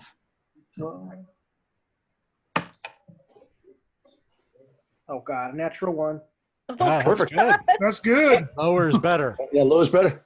Oh, okay. Yeah. Yeah, so you push her up and she's able to very dexterously kind of hop over the wall quickly, and then you just kind of and you're up over the wall. You're climbing Like a better cat. than either of us did. Yeah, exactly. So you guys are standing in that kind of sandy path. You can hear some commotion, but nobody's in this path near you. So you know that if you went to your left, you'd go towards the front where those guards are. To the right, actually you jumped over so you can see you're at the corner. So basically, if you went towards the front where the guards are, or you can see that along the back of the building, there's no other entrances, but it goes around and kind of circles the building if you want to look for another entrance. yeah, I don't think we'd run right towards the front. So Okay, that's fine. So you'll spend this round or whatever coming up basically the east side of the building in the shadows. Okay. And Val, you're consoling. And all right, this guy's going to try to take you out. He looks at you and he says, I said I would kill you last. No, I didn't. And he rolls a 13, which is a 15, which hits you. So dagger. This is you only have 1 hit point, you said? No. Yeah. Oh, Yeah, then I you got gotta go one. I got one All right. left. All right, so you go down to -2. He did 3 points. All right. You get stabbed through and you collapse in front of him. And he says, as you're laying there, and you're kind of he says, "You've ruined my rug. And then you kind of your eyes close. Okay, but down in the garden, you guys run up to the corner, and you can see now that you're at the east side of the area, and you're looking basically to the west. You're at the southeast corner. You can see that on the southern part of the building, there's a set of double doors almost just around the corner, and then further in on the wall, there's another set of doors, or a big door, I should say. So you got Doors do basically. you think? I'm sorry. I'm sorry. Which doors do you think? I'm asking Pinesta. Ah, Oh sorry. boy. I'll just Just run pick up to the one. closest one and try opening it. Yep. Just pick Okay. one. It is locked. It's double doors. You pull on them. You can hear people scrambling inside. They sound. I mean, you're a barbarian. You know, schooled in war. What you hear inside sounds like civilians that are nervous. Like you hear, oh my god, ah! Like that, it sounds like that. Could I try and force the door open? You can with an extraordinary test of strength. So 5 of 6 looks like. No, that's the percentage wise. Okay. So it should be. What's your strength? 18. Oh, nice. You strong, and strength is one of your You'll see. prime. Test- Yep. So you get additional. So you then. Ooh. Attributes. Here we go. Strength. So so if you have 18, then you're 32, but you get additional.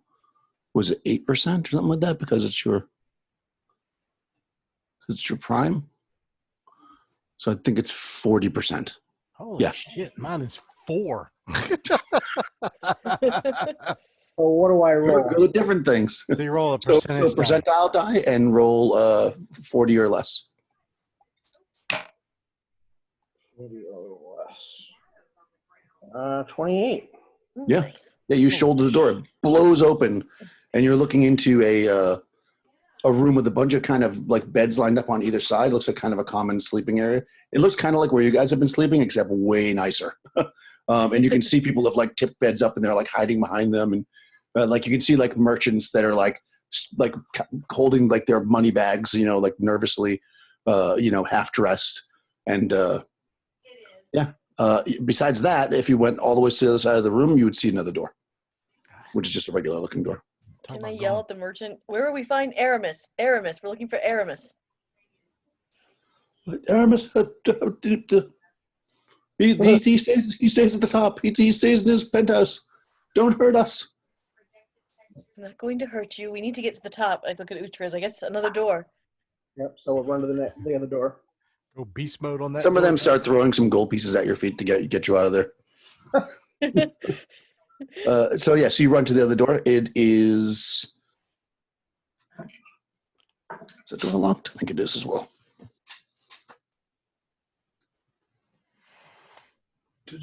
No, it's not actually. This door is not locked. It's a big heavy door. You pull it open and you're looking into the kitchen. So you've got a couple things going on here. All the ways across the room, you got a door, kind of like the same place the door was in the other place. And then to the right, you have a separate. You can see like a room jutting into this room, so like some kind of closet or something. And there's a door on that one too. Is there anybody in the kitchen? The kitchen is empty because it is the middle of the night. I wonder if there's like a servant stairwell. You don't see one. Do you want to search? Yeah, I'd like to go look at that room at the other end. Okay. Yes, you open that door and that's some kind of storage larder. You know, there's food and stuff in here. Yeah. Do you want to search around? Or Can't hurt. do you want to keep moving through the place? Because you can like search here for something secret, or you could move into this rest of the space looking for a more common stair. I would keep moving because I know our friends are in trouble. Pinesta would want to keep moving. So she'll keep moving and I'll follow her. Okay, so keep moving would be through the door into the main part of the building where you've been before. You kind of pop up behind the bar. You see there's lots of tables in here. This place, it's pretty much deserted at this moment. Do we see any guards? There are no guards here. You see the tables. You see the bar. You see that there is, aside from like these curtained off areas to the side, you see the two huge doors that you used to get in when you guys came the first time. You also see another set of doors that go off to the west, and kind of circling around the bar, coming into the room, looking around. You see a door on the north wall, which is the wall you kind of came from. But there's two doors there. One door that was the one you came from. There's one door that clearly goes to the room with the merchants in it, and then there's another door that you haven't seen yet. I think we'll have to go through the door we haven't seen. Right, Uhtred? Yeah, sounds good. Okay, yeah. So you guys circle around and pull that door open, and as I say, what's going up? Well, let's go up. Where do these stairs go? They go up. Let's go. Cool. We see a You guard. run I up- want to talk to him. Yeah, if you yeah, actually you're about to. When you run up the stairs, yeah, you get to the top, and there are two guards standing there. They seem to be frantic. They're right at the top of the stairs, and you see that they are kind of trying to get into this door there. Basically, you're coming up onto that balcony where they climbed up earlier. I mean, it's meta, like your characters haven't seen it before, but where I described those as a set of stairs. There's a door there. They seem to be going through the door. There's a bunch of them, but the door is the door's too narrow for them all kind of wrapped once. So they're a little bit of a cluster. So there are two guards standing there, and they turn and see you, and they lower their swords at you, and they say, "Why are you?" I will say to them, okay, we heard there's going to be an assassination attack on the master tonight. We are coming to check on him. Let us through. On the master. What I like she it. said. Okay, fair enough. Okay, go ahead and roll a d6. We'll make that a challenging task, but I'll give you a bonus. So you need you get 4 and 6 to do it. Okay. I rolled a 4. Oh, well, that does it. All right. So he looks at you and he says, "Oh, is that what's going on? Well, the men are heading up there. They're all up the stairs. Here, you can go in front of us." So they let you in front. They let you in front. So now there's a bunch of guards in front of you going up the stairs, and some behind you now going up the stairs. I'm always Scooby doing it. Okay. We'll just do it. We'll go up with the guards. All right. Fair enough. Okay, so you go up with the guards. Unless Let's do Uhtred, it. unless you don't want to. Oh, that's It's like, fine. it's like a narrow set of stairs. You guys kind of get, they're like very luxurious, but they're small, clearly like a private staircase. You burst through the door into the room. You see a couple of guards seem to be picking up Tan and Zulia's body and kind of like moving them to the center of the room. You see Aramis.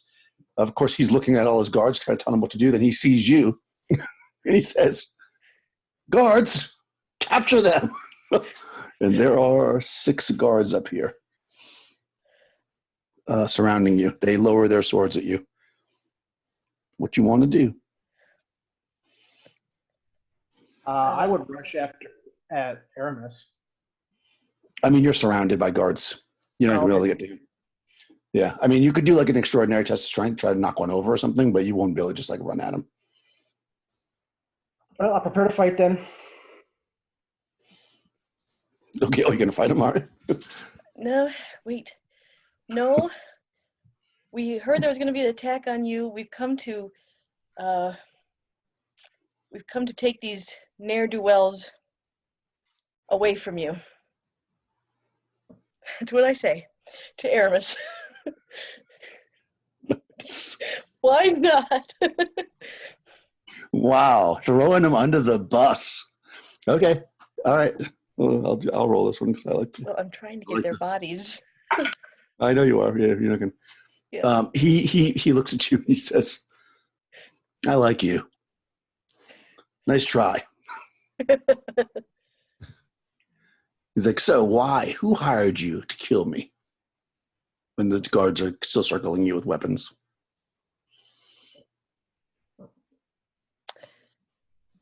The Temple of Helios. Ah, I knew it. Wow.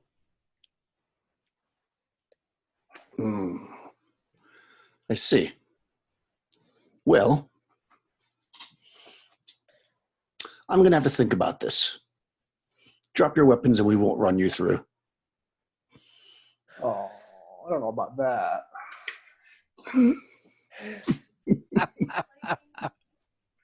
I mean, you did kill 7 flaming guys earlier, but these are 6 guys who are heavily armed.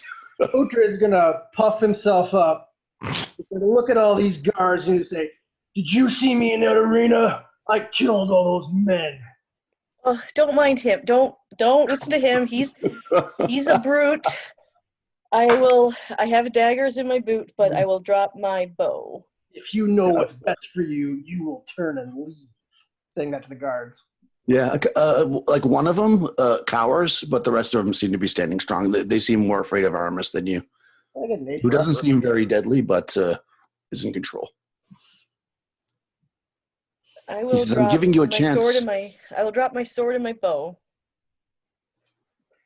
Oh, Be smart like the lady. fine. I'll put my sword down.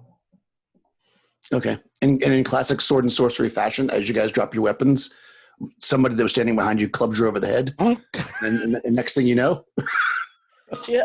it's next session. And once again, you're knocked out.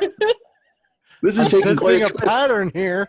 Holy crap. This is like a John Carter novel. Like every chapter he gets knocked out. Yeah, they take you a prisoner, and that was a hell of a good guess right there. I don't know how you did that. How you did what? Which one?